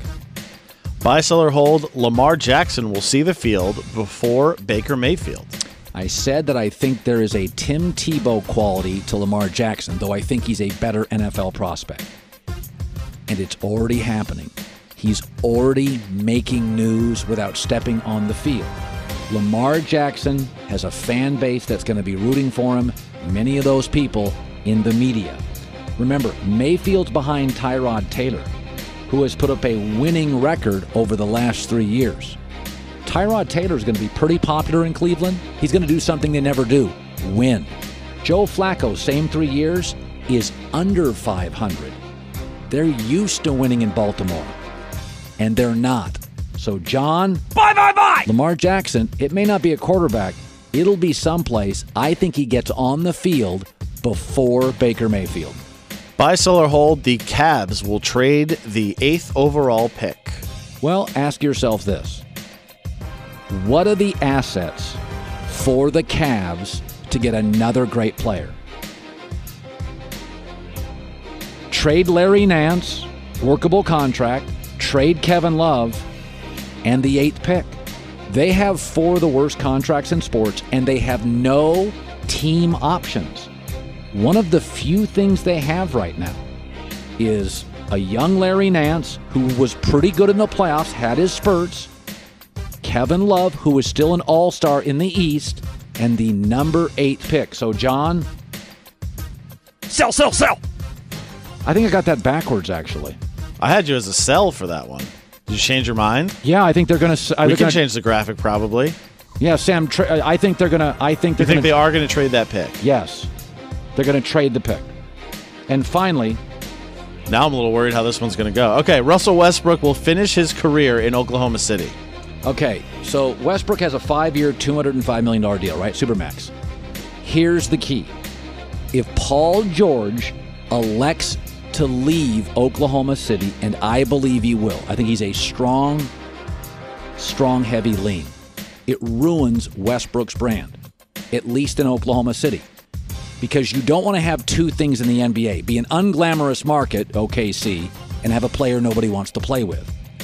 So I believe Sam Presti will come to the realization, if Paul George elects to leave, knowing that they're not a glamorous free agent market, he can't have both, no glamour and a guy nobody wants to play with, that if Paul George leaves, within a year to 2, he will move Russell Westbrook with good years left to get more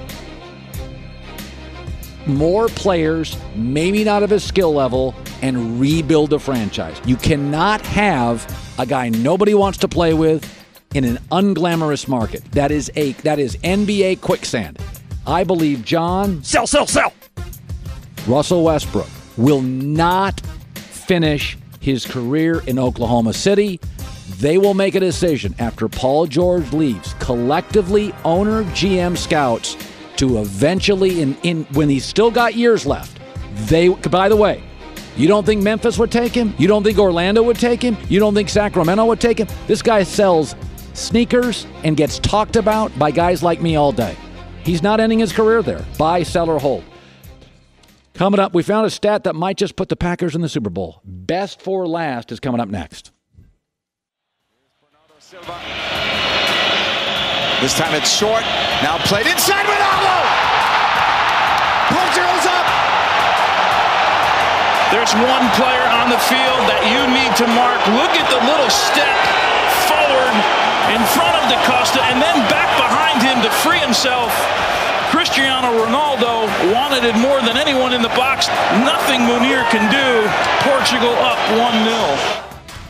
World Cup action continues tomorrow on Fox and FS1. It all starts at 7 Eastern on FS1, followed by 2 huge matchups on Fox, including Messi and Argentina, looking for a crucial win against Croatia. The World Cup tomorrow on Fox and FS1, or stream it all live on the Fox Sports app. By the way, I said before the World Cup, Ronaldo's the greatest player in the world. Messi is the second greatest player. It's funny. How many goals does Messi have? How many goals does Ronaldo have? Not to be petty, but... Colin, you don't understand soccer. I don't need to be a soccer expert to know Ronaldo is better than Messi. It's right there in front of you. It's right this morning, 5 minutes in, right there in front of you. All right, here we go. Best for last. After almost 3 hours, Colin apparently hasn't gotten to the point yet. Quit holding out on us, cowherd. It's the best for last. So there was a story this week that was released. The Green Bay Packers are going to go running back by committee this year. And there's always like a negative connotation. Running back by committee means you don't have a great running back. But I went and I started looking. I think there is a myth around football that you got to have a go-to wide receiver and you got to have a go-to running back. Here's what's interesting. Over the last 10 years, the league's leading rusher only has one playoff win. Shady McCoy with the Philadelphia Eagles. 1. Meanwhile, check out the last 10 Super Bowl winners. 9 of the last 10 Super Bowl winning teams have been running back by committee. Only the 2013 Seattle Seahawks had a 1,300-yard cowbell workforce go to him 30-time-a-game guy.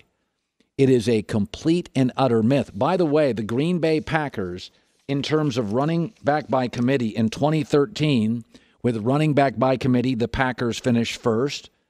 2014 running back by committee, first. 2015 running back by committee, second. 2016 running back committee, first. And then 2017 last year, running back by committee. They did miss the playoffs, but Aaron Rodgers was hurt. It's worked for Green Bay. It's actually a myth that you need a star receiver or a star running back. And with that, we had Dak Prescott on earlier today.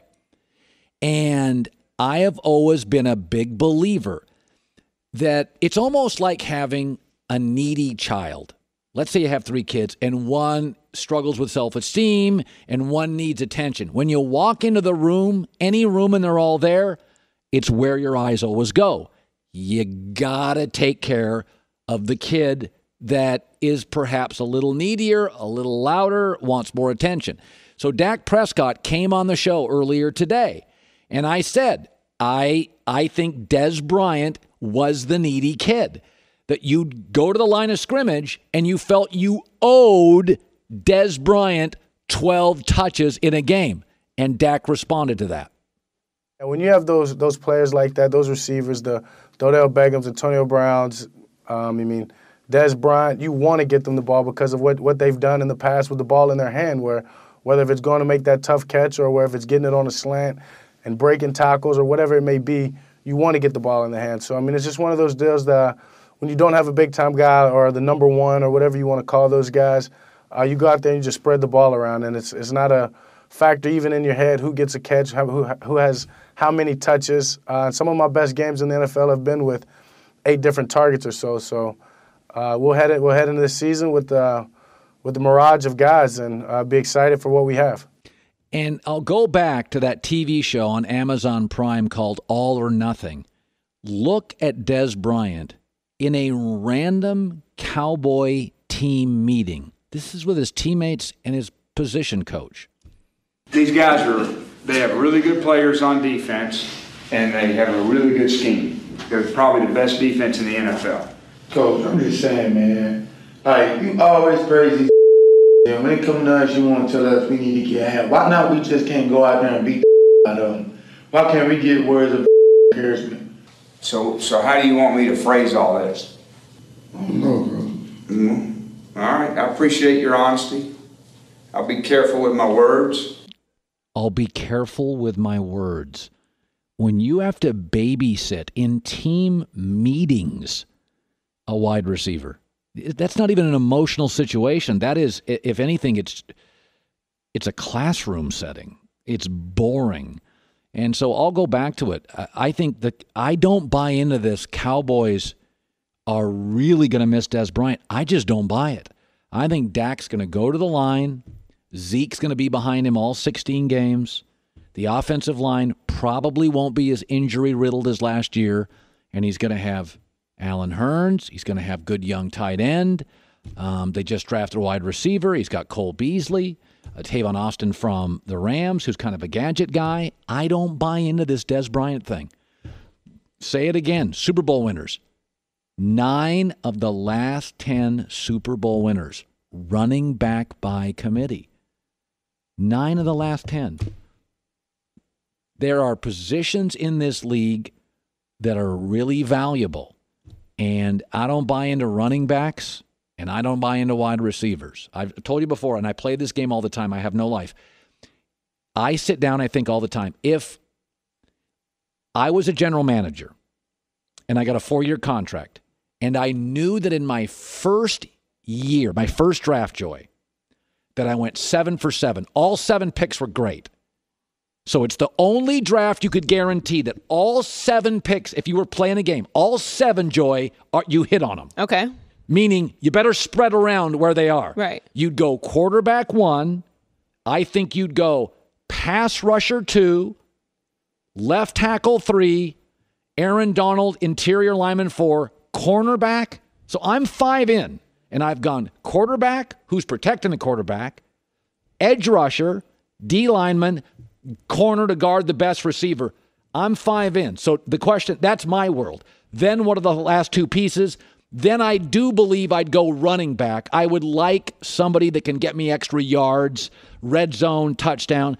But I go back. I play this game all the time. You're a GM. Play it sometime. Think to yourself driving home today.